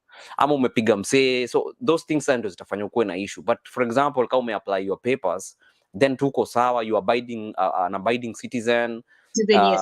Law abiding, you will just stay. They stay, but when nimekwambia, I've met with a few, because I like also, just using that example, I've met with a few. So nakwambia either umpe bus card, umunulie kitu, umfanyie shopping. Are you seeing? Lazima aishi kwa msee, because sasa hata rent, haezi sign contract bila personal number. Unaona sasa everything goes back to that. Yeah. So yes, you will live, because nimeona watu wakiishi, but the crazy. Alafu sasa imagine hizi hustles zote, alafu uongeze winter yenye nimekuambia. Sasa niambie. Na yetu sasa ni hiyo on the north, and so it's worse. There's darkness, there's the -30s and the -20s that you have to deal with. So for me, siwezi ambia msee kama unataka kukam manze, imagine come, mimi siwezi kufungia, because wewe ndio unataka, wewe ndio unajua, because nimesikia stories za my agents wase wameuza vitu, nimeambiwa. I mean, I've met with other guys from different countries. Of course I can't say which countries, just for the sake of also privacy. But sasa amekam, alilipa do, waliuza kila kitu, wakakam, waliambiwa Europe hivyo watu huongea, najua watu husema Europe mazee ni kupoa nini. My friend, sikatai, nimeshakwambia Sweden is beautiful, it's nice, all the systems are working. Nikienda usi na sortiwa, basi kama ni 8:15 ni 8:15. Nikiambiwa X time ndio tunafanya kitu, hakuna ati sijui 10 minutes late or something, because also of course there's the time, they are really into time. Ukichelewa kila mtu kuangalia ona shindo, hauna watch, hauna simu, shida yako ni nini? So, but I know there are people who come, who's this? Can I be answering the question also, so that it's easier to... Okay, how do I manage with the cold climate? Yes. So how you manage is that, first of all, you have to adapt, because you really have to adapt. And adapting means you have to... my case is unique because I used to climb the mountain. So cold really does not really hustle me up. So what you do is that you wear good clothing. So there's a saying here that Swedes say that it's not about the bad weather, it's about bad clothing. So you can't wear, you see the shirt you're wearing there, of course, -30, I can't walk out even with whatever I'm wearing right now. I need to do layers. So you do layers like in your inside, then you have your coat, your winter coat. See ile yenye umenunua pale Gikomba, please. Wachana na yake koweka pesa kuja ununue, because baridi ya huko baridi ya Lemuru na baridi ya North ya Luleå, it's not the same as Sweden. So anyway, so then you do your boots, and then the beauty about it is that also we don't see the sun. So during the winter, it's very hard to see, of course, the sun. And when it rises, the temperatures are also very low. They're minus, like today, but the sun was like, 30 minutes, then it's gone. So what you do is that you now, you buy vitamin D tablets. So you have to learn to now embrace buying them. Also during the winter is when people are very busy. So you get projects, what I'm saying now, you look for work. You look for maybe if it's books you love reading, if it's a sports, going to the gym, enrolling for. You have to also walk outside, even if it's that cold. It's important. Fresh air is very, very important. So that's how I think I've answered him. Have you been to England, sister? No, I have only visited the Scandinavian countries. Yeah, I've been to Norway. Yeah, people have to know the difference. There's Scandinavian countries. There's Schengen. Scandinavian is Schengen as well. Yes, so same. Scandinavian is what I've mentioned. Scandinavian is the 4. So it's the Sweden, Finland, Denmark, and Norway. So those are the Scandinavian countries. The Schengen visa that you get, like for example, the resident permit I got in Sweden, it enables me to visit the Schengen area, which is like about 26, 28 countries, and which is Kenya, Africa inakoga north, east, west, and south. So it's the same. So Europe ni EU, European Union. So the Schengen, so kuna ukipata, how do I explain? So Europe kuna North Europe, kuna West Europe, kuna Eastern Europe. So in terms of like Germany iko this side. Kuna zile very heavy, like heavyweight. The Swedes, the Norways, the rich Germans, and the like. And then there are the poor countries that we don't like talking about, but it's important to note. So hata ukipata, sisemi ni makosa ukipata visa uende Poland, Poland, no, wenyewe Polish people wanahama. Wewe unataka kwenda Poland, busy na shida unaweza enda, so mtu asibebe vibaya. So Romania also is a very poor country. I've met with Romanians who they would rather be in Sweden than in their own country. So remember also there is a lot of intermigration within this European country. So ukiangalia country, ujue kama ni Russia, iko na story yake. Kama ni unataka kwenda Italy, iko na story yake. Spain, iko na story yake. Like that. So Europe ni kubwa. So mtu akikwambia niko Europe, muulize Europe wapi. Europe is a continent. So there are all these, and so the big heavyweights are these ones, the Scandinavians. It's like brothers. Exactly. Yes. Yeah. Ulikuwa unataka kuuliza nini? Ulikuwa unauliza something. Sorry nilikukatia. No. I think the question went. Okay. Somebody is here saying Ande. Yeah. How is the relations with the Swedes? Yes. So as I said before, and this is just my own observation, my own opinion. Please do not take it as a general opinion. Swedes are very nice people. They are very accommodative. They believe in appreciating you. So kama ni Liz, anaappreciatiwa kwa society, anaembracewa. But what most people within Europe or rather in Sweden, the racism is there, but it is not like in the US, where it's black matters or sijui kwa street tufanye nini. Huku it's a bit subtle meaning imejificha. So unless uko very, uko rada, ni ngumu sana ujue mse anakutreat vibaya. Ni ngumu sana.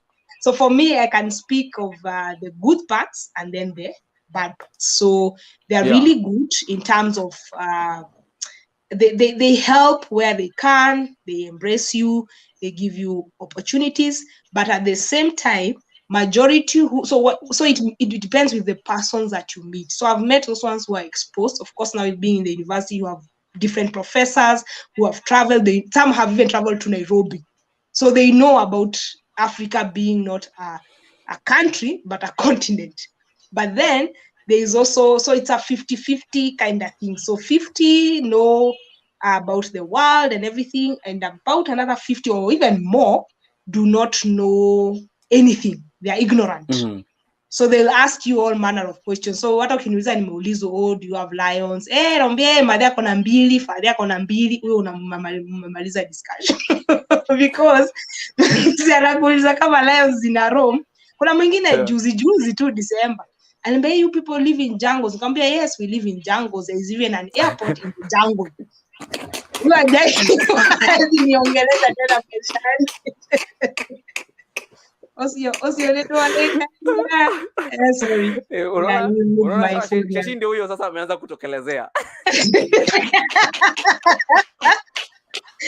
unajua sasa lazima tuweke professionalism, alafu sasa tuseme maisha politely, alafu sasa turudi sasa, ndio nimesema nimeanza na positive. They are guys who are very aggressive, very innovative, because it's also one of the but this is on top in terms of innovation. So digitalization huku ni top notch. Sisi tukiwa ma 3G, wako 4G, sasa wako 5G.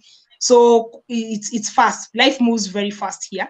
But at the same time, so there are those who are really learned, very educated, very nice, very friendly. But then there's a bunch. Then let me call them a bunch, because it's a bigger percentage, of course, of the society who wanasikia vibaya, wataniongea Kiswahili, wanakasirika, tumekuja kuchukua job zao. So akiniona kwa hiyo organization kama ya engineers, anashindwa huyu black girl anafanya nini huko na mimi ningepata. Good example. So I got the summer job last year, and I told you I served with the students union. So one of my friends, a Swede, was very bitter that I had gotten nilipata the summer job, but girlfriend yake hakupata na alikuwa ameapply 15 jobs. Sio sasa atakasirika. Atujaiongea kwa alikasirika, aliniambia how can she, and you just came to this country the other day and you've gotten an opportunity, how is that possible? So he was very bitter, but I would understand him in terms of yana feel amekasirika because alikuwa anataka sana ugali. Si nimekwambia venye saa hii ulipo hiyo summer job poa sana, ukipata by the way ukipata summer job, that's especially in big companies, uko sawa for 3 months, really nice, especially as a student, because that's what people look for, as student here, because for them also a summer job can qualify you to get msareza kuandika job permanently after. So huku zinateki hata attachments, easy my internship, they're taken very seriously, as you've seen. As I shared, I got an internship and then I got a summer job. So they really are key.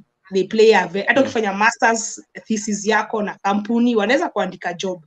So you can imagine how that person felt. And now even worse, the girlfriend knowing that Liz just showed up 6 months ago and she's already gotten a job. So they don't look at you as just the Shesh who's now talking about the doing masters. They don't know about my CV. They don't know that I have work experience. They don't know have negotiation skills, because they also the other thing I need to tell people, they don't just look at your CV and your papers, like your degree. Home Kenya tukona so much into the degrees. Hapa ni, can you do the job? Can Gary do the job? So the skills, that what I talked about, the driving skills of people's skills, communication skills, and all these things, those is what also they are looking for. And then here they are very much into talking about relations, about teamwork. Sasa job yetu mika mdosi nilikuwa na make decisions on behalf of the organization, on behalf of the accountant, on behalf of the CEO. Ukuja hapa hata kama ni manager hauwezi make decision tu for the sake, lazima mdiscuss. Sasa hapo hiyo ndio part yenye mkasirika because lazima kwanza atimpitie kwa teamwork. Hata by the talk of school, because now I came through a school, like through education, our system is so different from theirs. So yetu ni harambe upite umalize degree. Hapa you earn that degree, my friend. You must work hard. You must. You are not just being given on a silver platter. So there is that factor also. Yeah. So I hope I've answered the person in terms of relations. So there is a good part, but also the crazy part where here the racism is subtle. It's a bit, you wouldn't know. For example, mse alitoka ukiwa kwa line akatoka because umemkaribia. For me, nilienda supermarket pale kwa, because sasa huko hakuna inaitagwa, thank you Benny. So nilienda kwa supermarket nikapata mse walikuwa kama one family and then another family kwa fruits, because sasa huko hakuna muinamo. There's the other culture shock, hakunaga soko hakuna huko ati kagemi sijui olero sijui ndo maana nini hakuna huko, kila kitu iko kwa haitwi supermarket, inaitwa iko kwa store. I'm going to the I'm going to the store. Mimi niko zile za, unajua kuna mwingine nilimwambia naenda supermarket akaniangalia akashindwa, where is that? Nikamwambia, oh sorry, we're going to this store. Alafu nikamwambia, alafu ukisema unataka kwenda shopping, si shopping. Kenya tumezoea, so hapa ni groceries. I'm going to groceries. So me, I was like, oh, whatever. Whatever, man. So anyway, I'm going to the grocery store. Yes, exactly. So, anyway, I hope I've answered the question. So it's a balance. So for you coming, I always tell people, and this is my honest advice, is that please be open in terms of expectations and managing them, and being open to a new culture, a new world. But at the same time, please never forget you are the immigrant. I keep telling people, even in the university, they wananichukia because muko real. Wewe unanijua game, muko am real. Mwambie say, please usisahau. Because the moment unasahau, sema ati usikue, ndasemaje, usikue pia ati hiyo, unajua kuna also of course that challenge of identity crisis sometimes it can happen, because you're like, okay, so who am I? Who is Shesh? And niko na Kenyanness, niko na Swedishness. Sasa nikirudi home ndaambia na msee na act kama mzungu, ama nikipeana advice hapa maybe msee mwenyewe ataniangalia vibaya, sema but uliweza, ulifika, uko majuu ndio unaongea mbaya. Hapana, it's because ukifika hapo ukisahau wewe ni migrant, utashinda ukisumbuka, ndio utaanza kutafuta hizo manjia za kufanya illegal wash, because ziko, siwezi kudanganya ati hakuna. Kwanza huko ni high level, my friend. Hii historia ati ya kukoniwa mascammers, huko ni high level, because sasa they wanatumia digital ways, kama ni bank, kuhack nini, such things. So for me, mwambie msee usisahau, and if possible, if anywhere in the world, not necessarily just in Sweden or in Europe, please try and live in a place legally. Time yako ikiisha, kama ni studentship, maybe unaweza toka kidogo uende Kenya, ama before that, okay, that's the other thing that I don't want to forget, tell someone, ukitoka Kenya, please plan venye unataka. And that's really helped. Unajua bro ananiambia, by the way, ukikam, hello from ukikam, make sure unajua kenye unataka, because hiyo ndio inasaidia msee sana. I think nimewasikiza mkibonga na wase, different lives. Can I get a job if I come from Germany? Huh? Can I get a job if I come from Germany? I think ako Germany. Ako Ujerumani. Yeah, nimeget, ndio nashangaa venye anauliza, ndio ni understand. Yeah, I mean Sweden you can apply for jobs. Yes, so it depends with if you get a job offer, then from there you start. There's also the work permit issue, especially if you are from non-EU. So that's why I'm saying don't forget. So when your papers are being checked at job, wewe ukipata job na mtu mwingine apata job, kama for example, let me use high example, Mjerumani akipata job Sweden, story yake na paperwork yake ni so different na wewe, because sasa wewe tunarudi tena bado tu kwa your original country. You imagine I got a job, I'm saying like, like a permanent job, but tukienda kwa migration, si story na Liza kona resident permit ya Sweden, ni story na tupe passport yako. Where are you from, that then that. So now the conversation is no longer about with my employer, but now the migration. Are you seeing? So migration wako interested na amekuaje huku Liz. Okay, alikuwa na resident permit, alipata juu ya education. So after education also there is other, maybe mtu atauliza swali, after kusoma what next. So after kusoma what they give you, most European countries, especially like also in Sweden, they give you 1 year. It's more of like a search visa, so it's a resident permit to look for work or start a business. So it's only 12 months. So of course there are conditions. You have to have maintenance money to maintain you for the 12 months. So they give you a particular amount. And then number 2, you have to have what's it called? You need to have finished your education. That is, you need to have graduated by the time that you're supposed to have graduated. For example, my master's was 2 years, so I needed to have finished and graduated in June of 2021. Yes.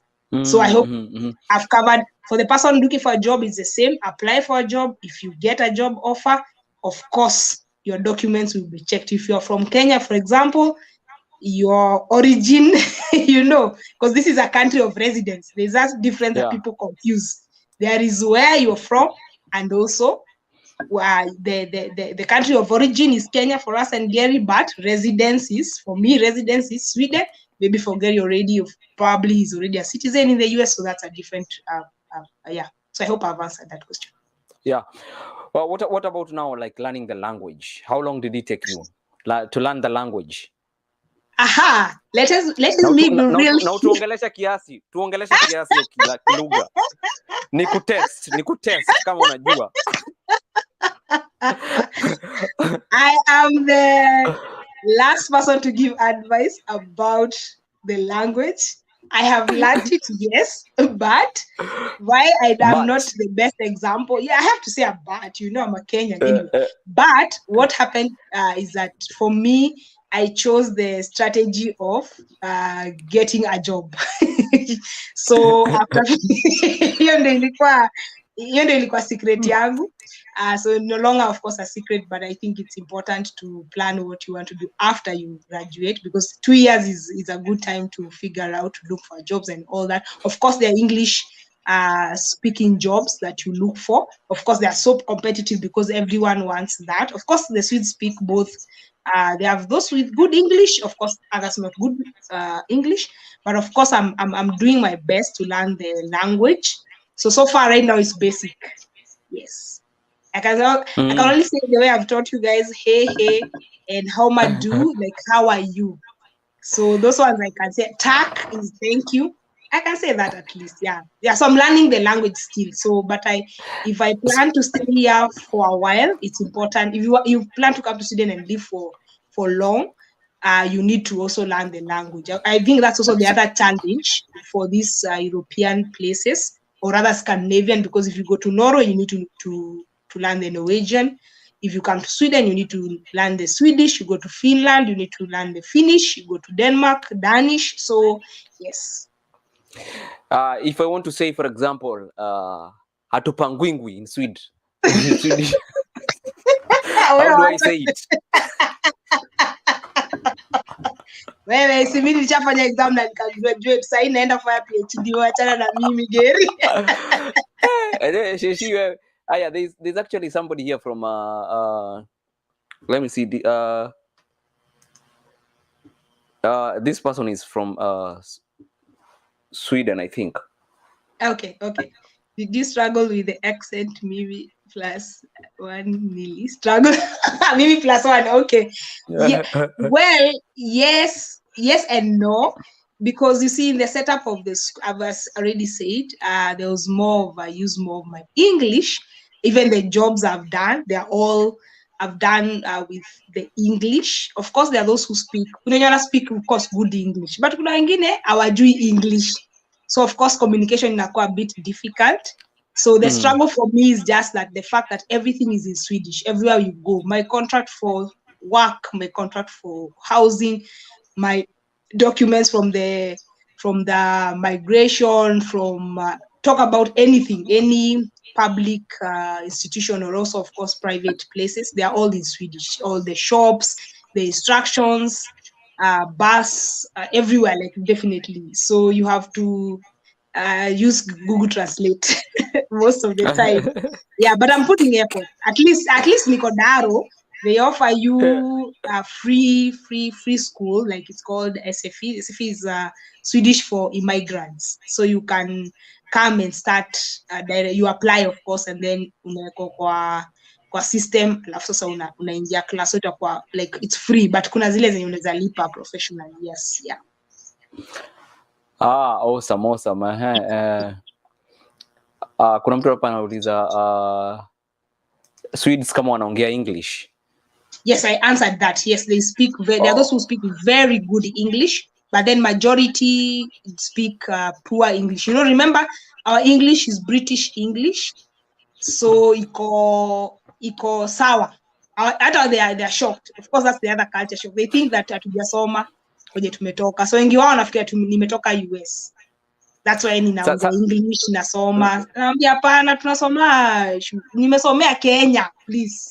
I think coming from Kenya, it's very nice if you go to Europe, and our English is good there. But when it comes to the US, they speak a totally different language. It's English, American but it's not English. English. It's English, the but it's not American English. English. Yes, yes. Yeah, but Yeah, if you so can, I mean, every place, definitely every place that you go to within Europe, if you can learn the language, it would really sort you out. But majority, if you get, like a job with international companies, the UNs and the, Facebook, Amazon, blah, blah, blah. I mean, you really need the English. Yeah. How long have you been? I've been here for 2 years and I think 4 months. Yes. I came in 2019. Yes. I've answered you, Susan. Yeah. Somebody, we sijui kama utajua in history bana.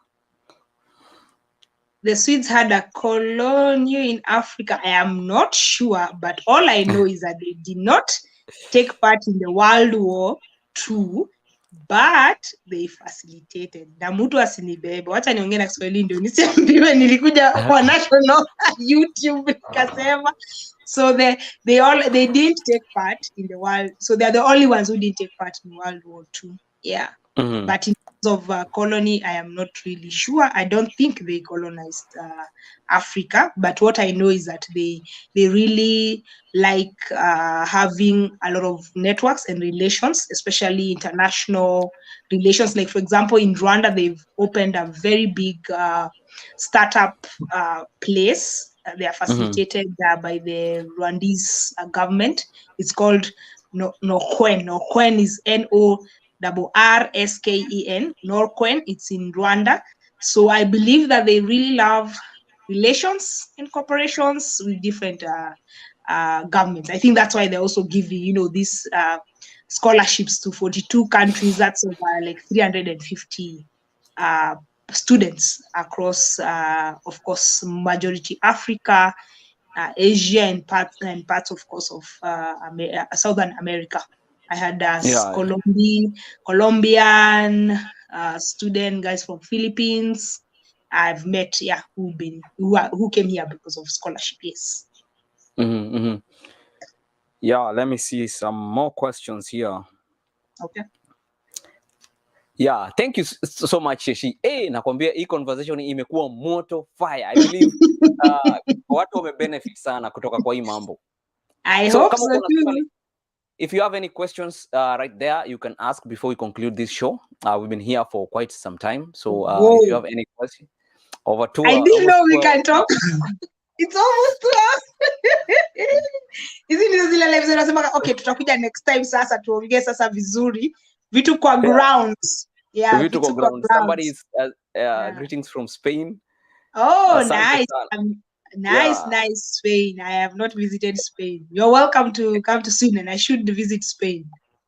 Yeah. So but you can visit any part of Europe, right? Yes, I have the resident permit allows me to visit about 27, 28 countries across Europe. EU zone. Ask all your questions. Stephen Kagai. Okay. Is housing expensive in Stockholm? Yes, because it's the capital city. I am based in the north, a coastal city called Luleå. It's up north, so it's like here to probably further than Mombasa because further than Mombasa actually because the train is like 14 hours from Luleå. Let's not even that comparison will not work.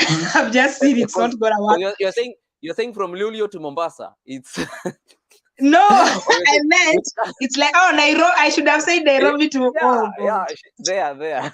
I'm sorry. I'm sorry, Gary and the listeners of Gary Marekani TV, Mkenyamarekanitv TV. Anyway, so it's 14 hours by train from Luleå. It's up north. Luleå is Luleå to Stockholm, the capital city of Sweden. So being a capital, let me first answer his question, then I'll go to explain. So being a capital city, you can imagine every international person lands there because Stockholm is, like a crazy, center of everything. in Sweden. So there's a lot of migrants in Stockholm. Of course, that's why he said you can get all the African food, Asian shops, blah, blah, blah. Housing in general, actually, let me answer that first. Housing in general in Sweden is expensive. And even getting the house, actually, let's not even talk about the expenses, Let's talk about also the getting the house. It's a nightmare to get a house. So you have to queue for years. Others have queued. You find Swedes queuing, so you also queue. So msana anakuambia amekuwa amequeue kutafuta hiyo house for 4 or 5 years, but hajaipata. So the thing is, so it's how you manage, as I said before. Of course, there are also cheaper house for students. You can live in students' apartment, which is cheaper. But of course, even the normal Swedes and other people live. So you live away from Stockholm city, the central city, like Nairobi. Sasa unaishi maeneo za kwenda ni kama unaenda ukirudi Rift Valley. The Kenyans, the Ngong, Kasarani. I'm trying to remember the places. Yeah, so you live that. So of course, food is there. They import almost 80% of their food. So we can't speak much about it so much because they import a lot of it.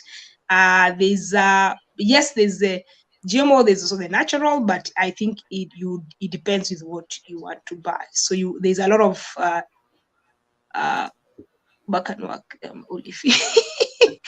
Malaika, are you planning to go back and work there? I live in Sweden. I am based in Sweden currently. I think I answered that. So unless you're asking me, are you planning to go back? Alifika Sweden na akatulia. No, I am trying to understand. I think maybe she meant, are you planning to go back to Kenya?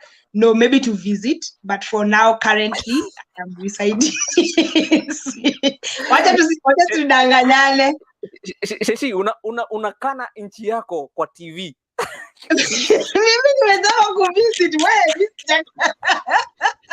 wewe ndio unaona mpaka nimevaa nini yake wewe. Mimi kuvaa nimevaa bango anyway. Kuvaa imaanishi wewe ni patriot, but wanasema watu wenye bango wanasema wamezovaa hizi nini za nini most corrupt ikianziwa na Mr. President.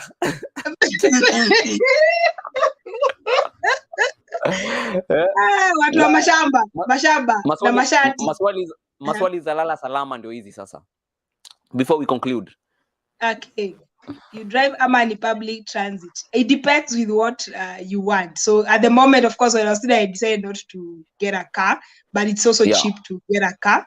And also what I did also, I told you my name is, my good name betrays me. So I live and work around, my place. So the gym, so I walk, I cycle. There are routes for, cycling, you can walk. So for me, a car, yes, it's a necessity, especially during the winter, if you need to, there are those inconveniences, but public transport works pretty much well. Trains, the buses, they all work well. What I want to just reiterate a little bit is that hizi magari zenye tunaonanga ati gari nzuri sijui nini, here they don't matter. Like nobody cares what you drove in, nobody cares what you are driving. Tesla, that is your problem. Hakuna mtu anajali ati we are driving what. In fact, it's not like a show off. Like unajua ati Kenya ukiendesha gari kubwa so unaangaliwa. In fact, nobody knows where you parked your car. Mimi sasa ukiingia ujui nani amekuja na nini. Kama umekuja na ndege hapo nje sijui. Tuko ndani ya nyumba, tuko ndani ya hall, tuko hapo hivyo. We are at work, we park underground, everybody is doing their business. So it really doesn't matter if you're driving, and sometimes driving is cheaper because insurance is a lot. And then sometimes a new car you have to pay monthly. So all these things, if you can just ukiziweka kando, unaweza kuwa tu bado poa. For me, I can imagine when she's asking that, probably maybe she's also not necessarily in Kenya, probably she's in another country here in Europe. So I think it depends, and you've answered it so well. I think my mind is just to add that really imagine hautasumbuka in terms of na your expectations ya home, hata venye una dress, hata nywele. Who cares? unajipanga kivya hata kudress job. Mimi sija need kwenda na the last time niliona msee na suti. Imagine suti ni za kwenda dinner na ni very special dinner like celebration ile noma, si church na si job. Kwanza unajua mimi nilifanya job kwa startup, my friend, watu wanakuja na sandals na hoodies na jeans. The thing is it's not just it's the work. It's the work. It's not about the I think Mama Malaika ameuliza swali. Rudisha hiyo swali. Let's go to Mama Malaika. Niko nataka kusema hata interview you just dress like very simple. You don't have to wear a suit.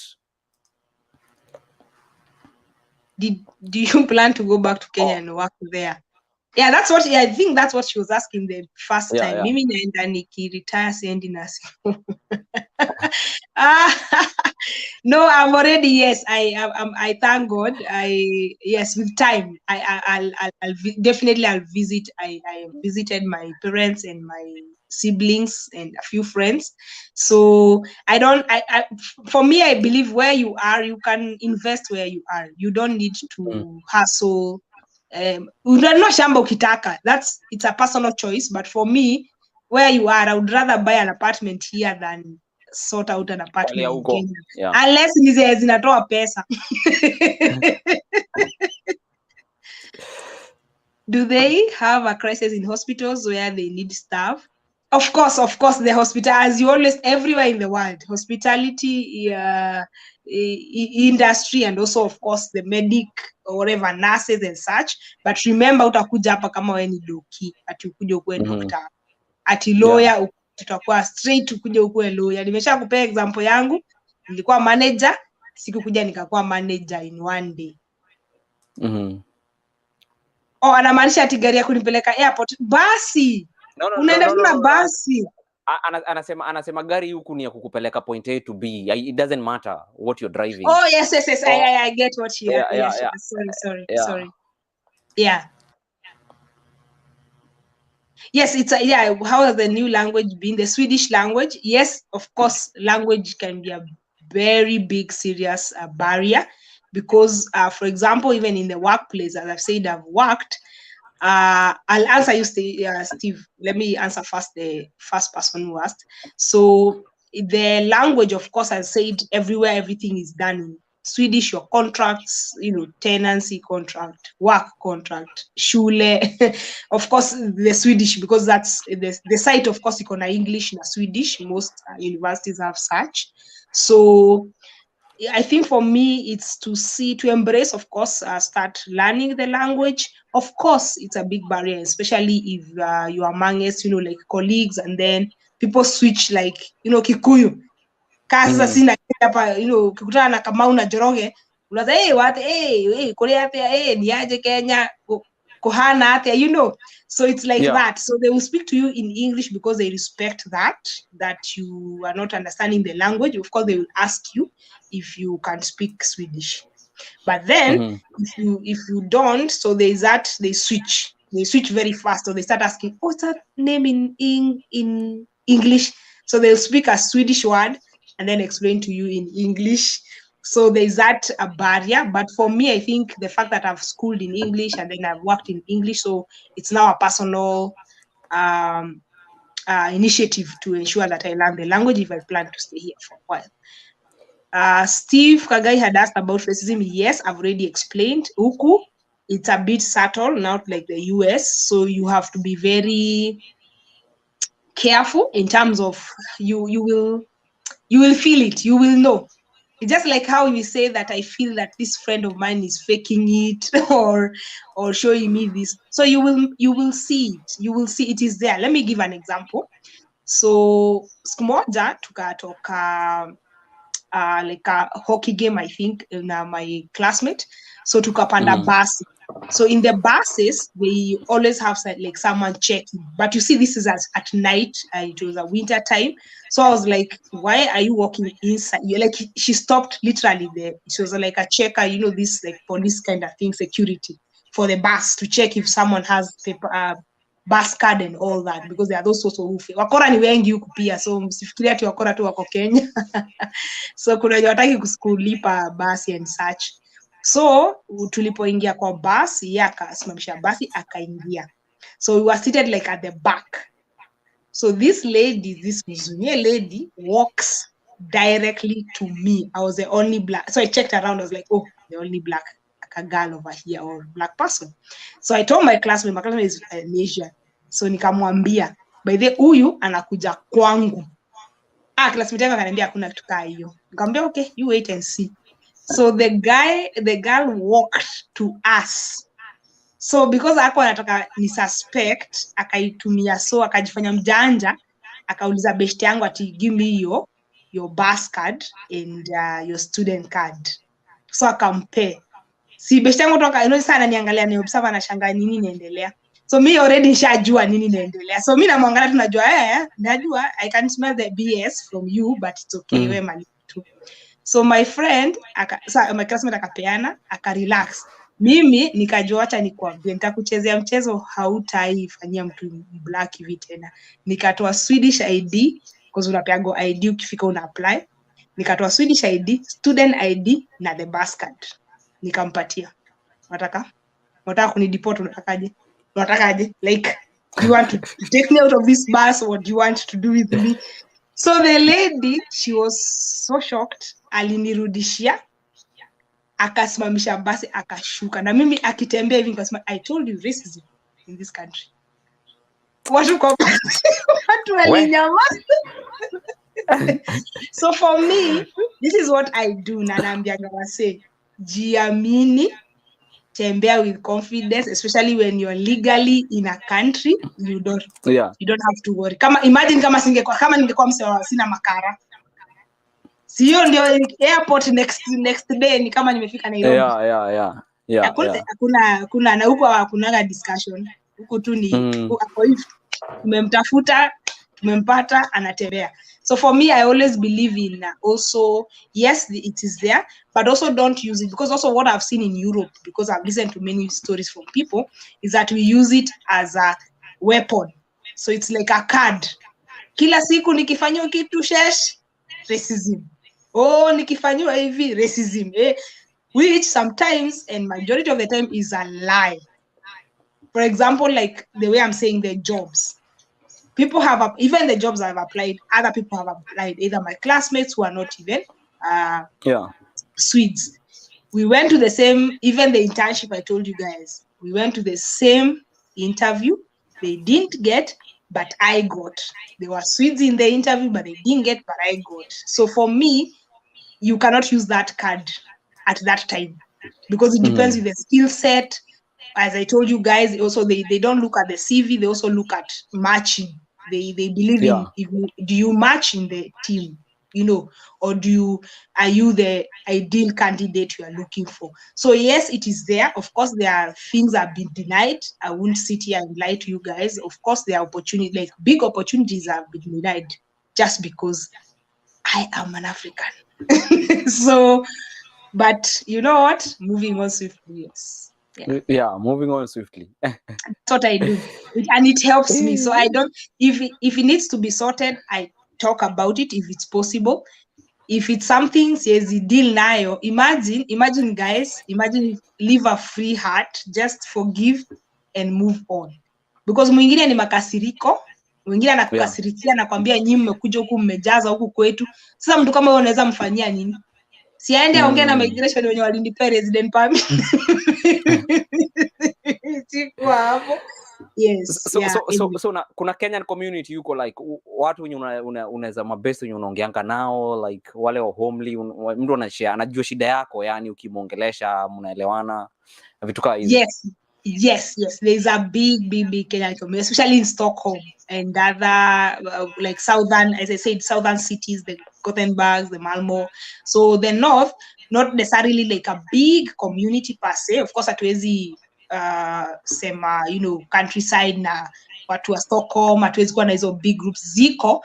But sasa I decided to work with people that we are like-minded. So Mr. Kutembea na makatels, and you know what I mean by makatels. So Mr. Wash. So I would rather work with people that are like-minded, positive-minded.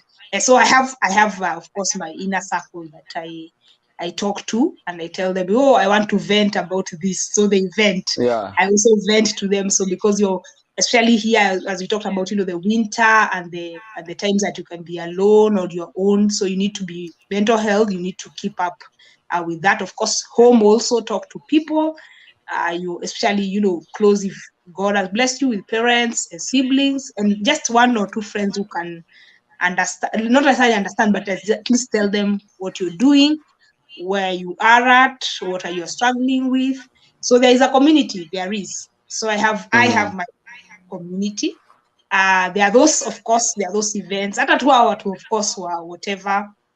Cause mi wasijudge msee, juu haujui kwa nini msee anafanya venye anafanya na haujui venye alikam. Kwa sasa watu wakikuja huku, watu hujificha. So msee hata kuambia, especially sasa anajua huyu alikuja na right way. Huyo msee anajua mimi siwezi kuambia story yangu, ndio ni judge. Ama anakuwa very bitter.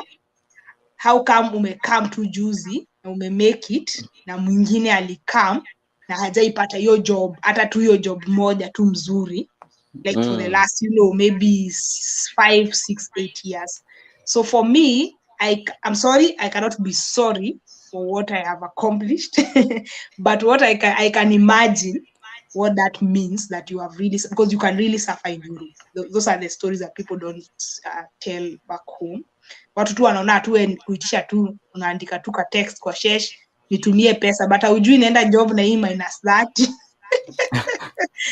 This week I walked to work on Monday minus 27 and I'm like, alafu mzee aniandikie ka text, nitumie pesa, Anyway, but so for me it's how you relate. I think relations. Of course, you are not an island. Man is not an island.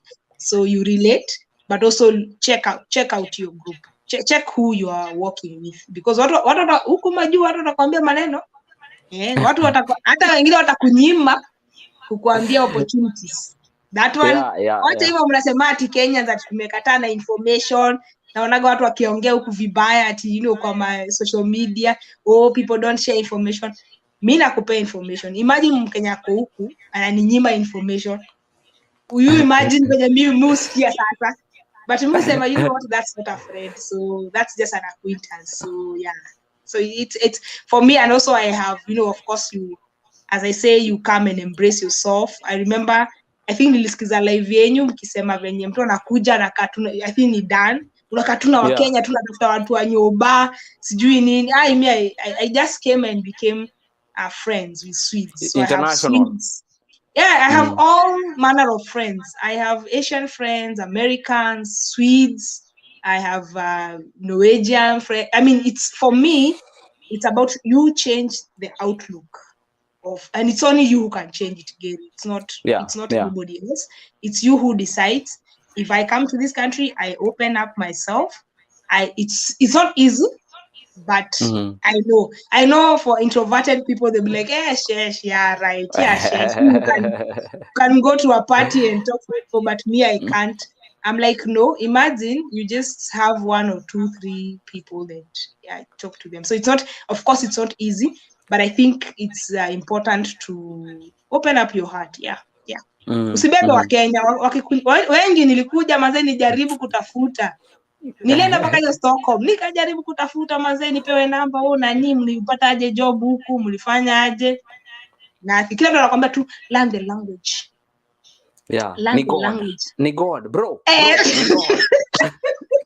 Alafu ukishapata job ndio wasa wanaanza kukutafuta ati ulipata aje hiyo job? And I'm like, really? Anyway.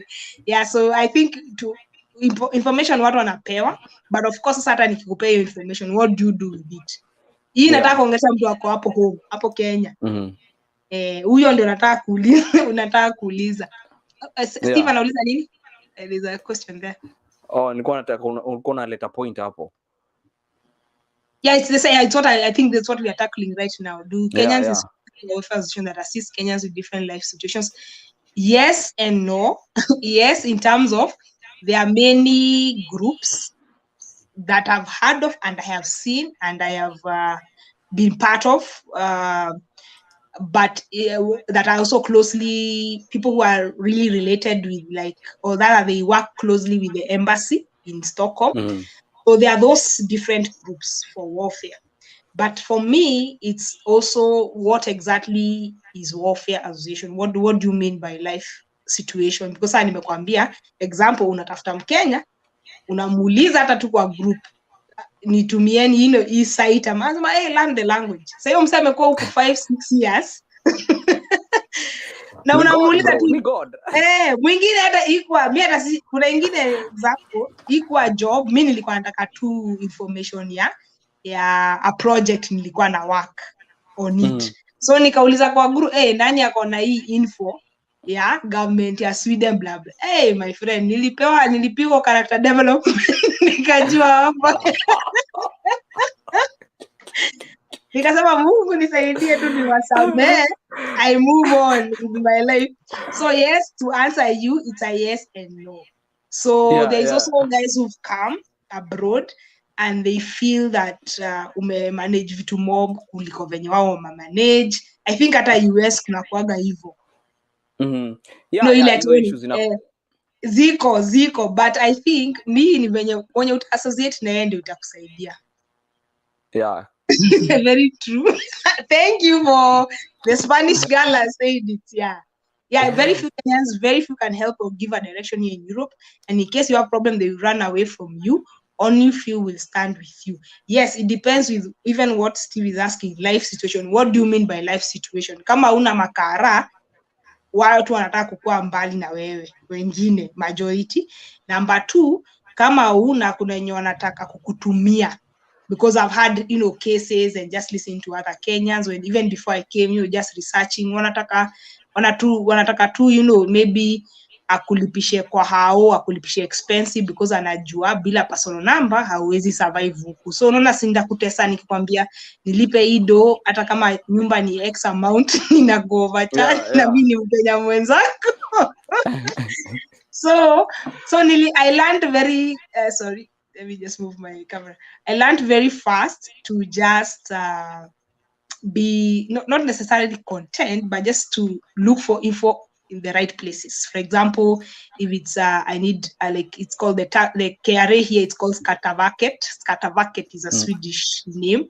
So I learned very fast I need to go there, apply it's called what? Apply for the personal number, and then you apply for the Swedish ID just by looking at their sites and trying Google Translate, and that sorted me out. So majority of the information I've gotten is either from Swedish friends or colleagues or people, and also other Africans, not necessarily Kenyans. So ujue Kenya pia tuko wazuri, but at the same time tunakuwa na sifa mbaya sana.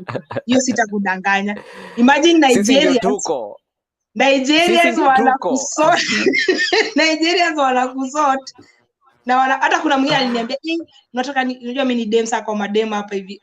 Ndakushuka nywele, tafuta braids, nitakusort. Do you need any money?" Hiyo time nilikuwa new like Feb hapo, last year 2020. So nimekaa tu like 6, ilikuwa 4-5 months. Huyo ni Nigeria versus Mkenya mwenye unauliza huku kunaendaga aje? Sasa kwamba wewe learn language wewe kwanza. Wewe learn language. Tafuta ma opportunities ziko. Imagine mtaki kuambia hivyo. Hata opportunities ziko. Mwingine by the way aliniambia, mwingine akaniambia wewe tafuta tu, opportunities ziko. Ni ukweli ziko. But sasa kabla navigate the waters, Mkenya anakuambia, imagine Mnigeria atakupeleka, atakuwelcome kwake, atakuuliza unatakaje, kama uko chini ya maji atakuuliza akusaidia aje. But adwanyoba ni water plus all the other. It's very interesting. I really nikiwa home nilikuwa naonaga hivyo online. Venye tu msemie maybe ameketi anatusikiza hapa Geri. Anaona guy akigeria kwa US, guy Shesha kwa Sweden, guy itafika aje? Nilikuwa na kaa hivyo pia home. Na keti hivi najiuliza, okay. So hivi ndio Wakenya wanakuwa US guy. Kwa nini hatusaidianagi? Until nikaland Nilifika Stockholm ndo nilijua sijui. Yeah, so yeah, some of the side hustles zenye msee anaweza dunga tu kama hizo za kushuka sijui nini, hizi za Kikenya sasa huwa zinawaka huko, kama kuuza hizi vitu za mabangles hizi tu side hustle tu torote. I think in a dependency for me here sasa Sweden ina depend na city and the season. So unaona sasa kama vitu za costo uwezi uzia msee sasa hivi winter. Sasa ya winter msee anaja na hizo beach, lesos na nini. Atakuangalia uko sawa buda hapa ni aje, the hats. But sasa during the summer ita work, but sasa lazima kuna dem alifungua pale like an African shop, so of course utapata kwa Afrika ba food stuff, of course sasa za Nigeria nini hizo utapata market.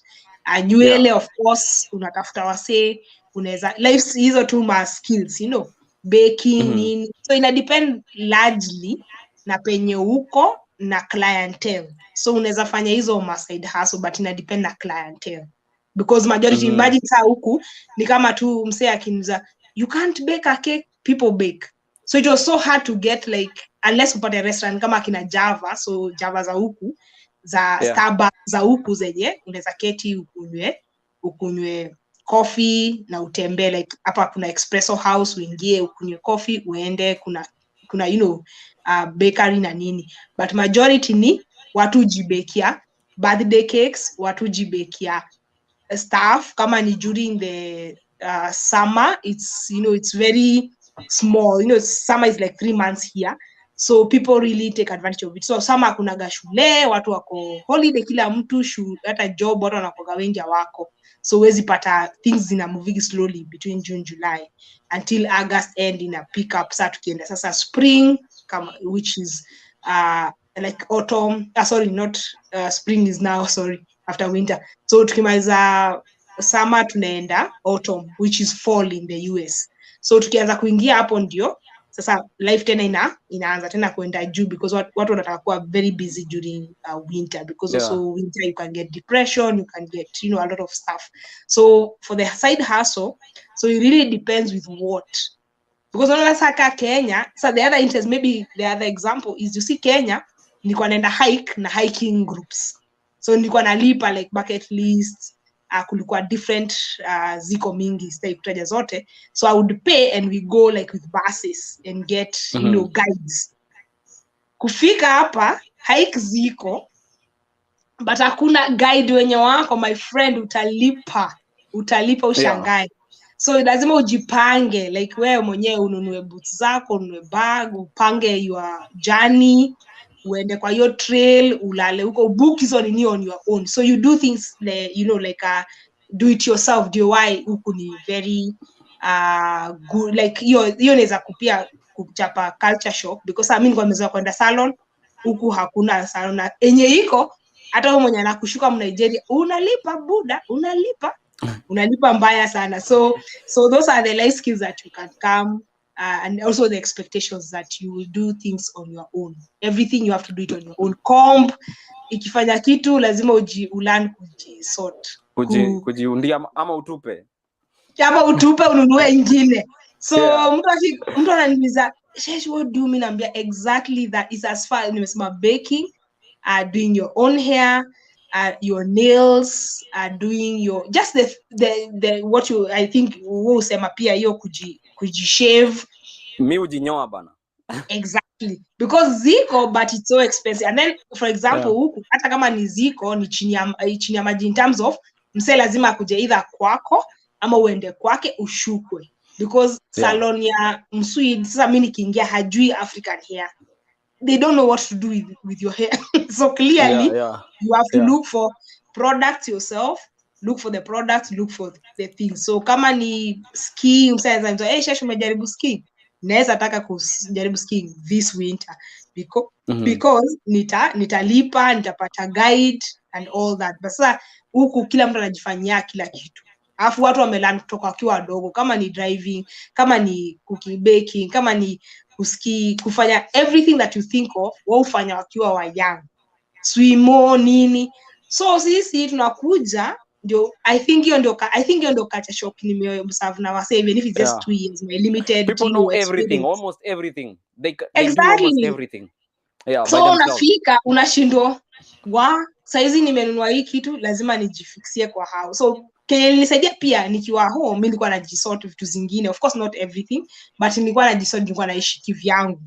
So kama ni TV kifanya nini nikibai naweza jifixia kitu, comp naweza jifixia ngorofu kuweka ngorofu juu. Exactly, the golf, yeah, the bulb you can change it. So kuna vitu mob nilikuwa najua at least, zingine si zote kujifanyia. So nikikuja huko haikuni hasu sana. But sasa hiyo pia imagine mtu amekaa, so kuna culture shock, kuna new education system, kama umekuja shule, kama umekuja kufanya job, kama umekuja na familia, watoi wako sasa waende shule, wewe uland kujisort, kama ni hiyo gari kufix vitu, kujua summer tires lazima uchange to winter tires, hata bike yenyewe. I was like, oh my goodness.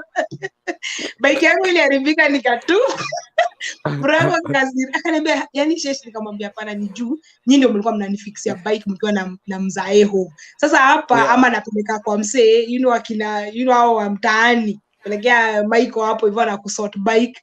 Sasa mimi nafika hapa buda, siwezi fix pancha because sasa pancha yangu nilikuwa nimezoea kufanywa na msee. Buda, nilitupa hiyo bike nikatafuta ingine. Ama nikatafuta of course there are kosa 1 or 2 Swedes wenye wanaweza kusaidia. Yes, yeah. So are you able like to cook Kenyan dishes there, like ugali, githeri? Yeah, but it's the githeri of here. Yes, you can. Yes, you can get stuff from home, send people, maybe go to the African shop and buy and come and cook. So I have been able to do ugali. I have nini ya chapati, unga ya chapati hapa. So you can do it, but it's really, of course, akina Mokimo, I mean naishi solo, so sijui napikia nani. Na unajua Mokimo, you cannot cook for one person. You have to cook. You have to cook, Oh, the other thing nimekumbuka. Mokimo like this. Vitu zinge kwa ground ni lunch na dinner. Enye sisi inamaanisha lunch na dinner kwa Mswidi ama mzungu si lunch na dinner. Like food. So for example, good example, at work, msee atakunywa hot water, atakula an apple, atakula like a small, a wrap, a vegan wrap, a vegetable wrap. Hiyo ndio lunch yake. A banana. Sisi unaenda kibandisi. Unakula ilikuwa inaitwa chapati chafua, if I remember. Just how nimekula kibandisi. So please mtu asiseme ati nimefika. Nani alikuwa anasema hapo mama Malaika amesema nimefika? Buda, mimi nakumbuka hizi vitu. I think I experienced life which is good. You enjoy life which is good. So then hiyo ndio ya kwanza. So ya pili, ukiinvitiwa dinner, so please either ukule before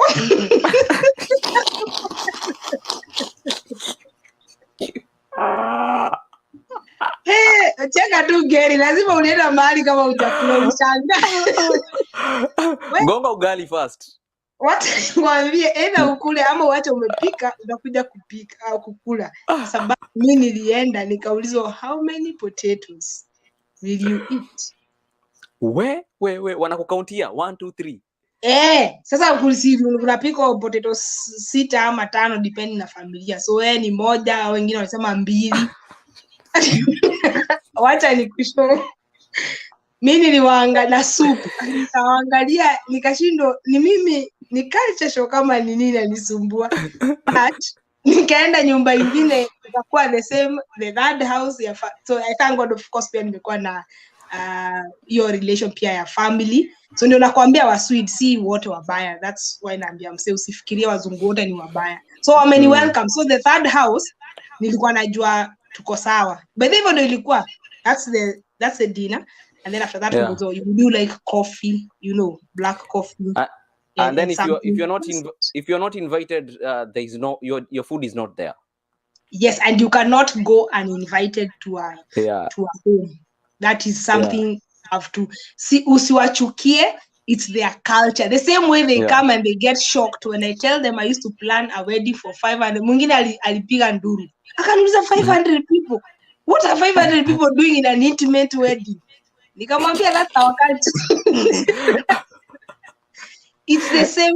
You think about it because tunajifanyaga sana hata sisi kwa vitu kwa ground, si ndio? Tunajifanya ati hao wazungu wako na ubaya sana, they are racist, blah blah blah. I'm like, wewe jiulize, huo mzungu akuja Kenya anaangalia anapata anakuwa amazed. 1,000 packs. How can you have a wedding with 1,000? Na wengine hata umwajui. Geri harusi yako nilikuja. Ni watu wangapi mnajua hapo nyinyi wawili? Kwa hiyo wewe mwenyewe wacha hata na your wife, wewe mwenyewe ni watu wangapi uko unajua kwa hiyo church? Watu kadhaa. Sasa yeye ndio alikuwa mbaya, hakuwa anajua, alikuwa mgeni kwa harusi yake. Hakuwa anaelewa. Exactly. But sasa huku hata birthday kuna birthday nimealiko. Unaona mimi nasema Kenyan community. Kuna birthday nimealiko, but because for example I have Kenyans when you are married to Swedes, and all that. So Mswede akona list ya watu wenye wana come. So ukifika ndo utajua kama umepost ulikuwa umepost kidogo. So ukifika but uko sasa. Ukifika ndio unajua haya nani yako Geri yako aliko. Because sasa hawezi kuja na Geri because invite ni ya Shesh. Unaona? Sasa hiyo tena ni another culture shock kwenye mtu lazima uaccept that huku si home. Because home ningepata Geri tao tunaenda nani anafanya harusi? Reception iko wapi?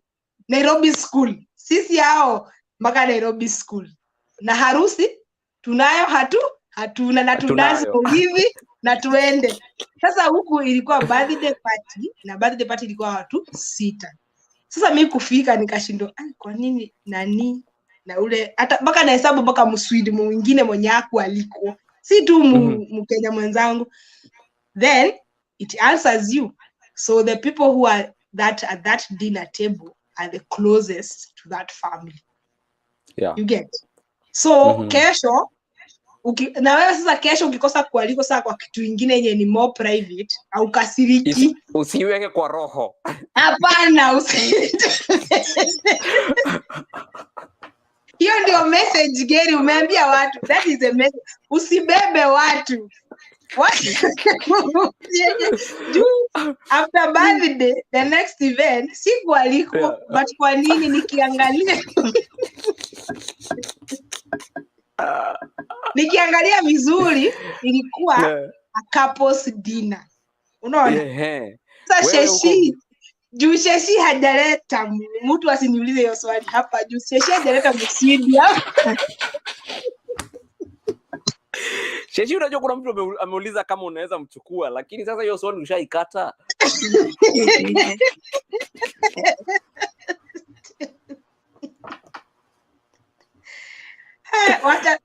Wacha nisiongea mbaya kwa sababu hao watu wa kuchukuliwa pale Kenya kulikuwa wengi walitaka sana kuchukuliwa na mimi na nikakataa. Sasa nilipohama Keno nikakuja Sweden ndio mtu sasa anani inbox kuniambia venye alikuwa ananipenda sana. You remember the time you asked for my number that you wanted me and I said I didn't wanted you? Now that person who said they wanted me that time, they don't wanted me now. I'm sure ukiwachi video watakasirika kwa sababu nimesema hapa, but ni ukweli. Please, kama uko rafiki ya mtu before aende majua omoke, please wacha kusukuma friendship. Anyway, I have answered. So dinner ilikuwa ya couples. Sasa Sheshy hapo ameonyesha akona couple, akona boyfriend na mtu wake. Sasa hiyo ndio siku alikuwa. You see now that's so siwezi beba womse because it was a couple's dinner. So I went to the birthday. So I wait for next year 2022 for another birthday invite or a dinner invite for something else. So usibebe watu. Ukiitwa kitu ni wewe solo. When is invite ni yako solo. So of course kama mko couple hiyo ni different. So for me it's just their way, it's their culture. So it's the same way. Kistuka ndi hata sisi si ustuka. It's the same way. Kenya neza pita juniko, tuseme for example ulikuwa unaishi maybe Lang'ata na ninafika hapo Ronga. Si tutakuuliza geri ni aje tukupitie maze tukusalimie. Yeah. Of course tutaingia LA tukusalimie. Huku huwezi ambia mse unless umepanga. Ni ngumu hata fungua hiyo mlango. Yes, so Sheshy, yeah. I think I have to cut the show because naona time imeenda na nafaa kukimbilia mtoi sasa. Kumbe walikuwa half day. Unasema hivyo na mimi naona huku ni usiku. I'm like wait, get goodbye. Anyway. So we will cut this show but we're going to bring you again. That's okay. Of course. Yeah. Yes. Thank you so much. God bless you. Na tutazidi all our viewers. Thank you so much for staying here with us. Make sure you subscribe and leave a comment on the video. Leave a comment on the video na tutarudi tena. Sheshy lazima tunamrudisha. Umesikia yule ma stories zina flow. Yeah, that's just 2 years in 2 and 35 minutes is not enough, but and also just life, just life in general. But just to encourage someone, as you sit at home, sit wherever you are in the world, just feel blessed and know that God loves you, has a plan, a great plan for you. My way may not be your way, and I mean you'll be fine. And also, if you're seated there and you're wondering, I have failed in so many, applications for masters or scholarship I didn't get, you will get. My case is unique because I applied the first time and I got. So you can also get it. Yes, absolutely. Thank you so much, all our viewers. God bless you, Sheshy. Thank you. God bless you. Yeah, all right, you tell me. I'll come. Thank you. Goodbye. Thank you. Sawa. Asante. So guys, make sure you subscribe to our YouTube channel. Na tutakuwa tunakuja na show moto. We want to also be mixing because some people want also to get the conversation. Some people don't understand English. So that's why sometimes kuna vitu lazima tuongee na Kiswahili anyways, because we want to really help you in a proper way.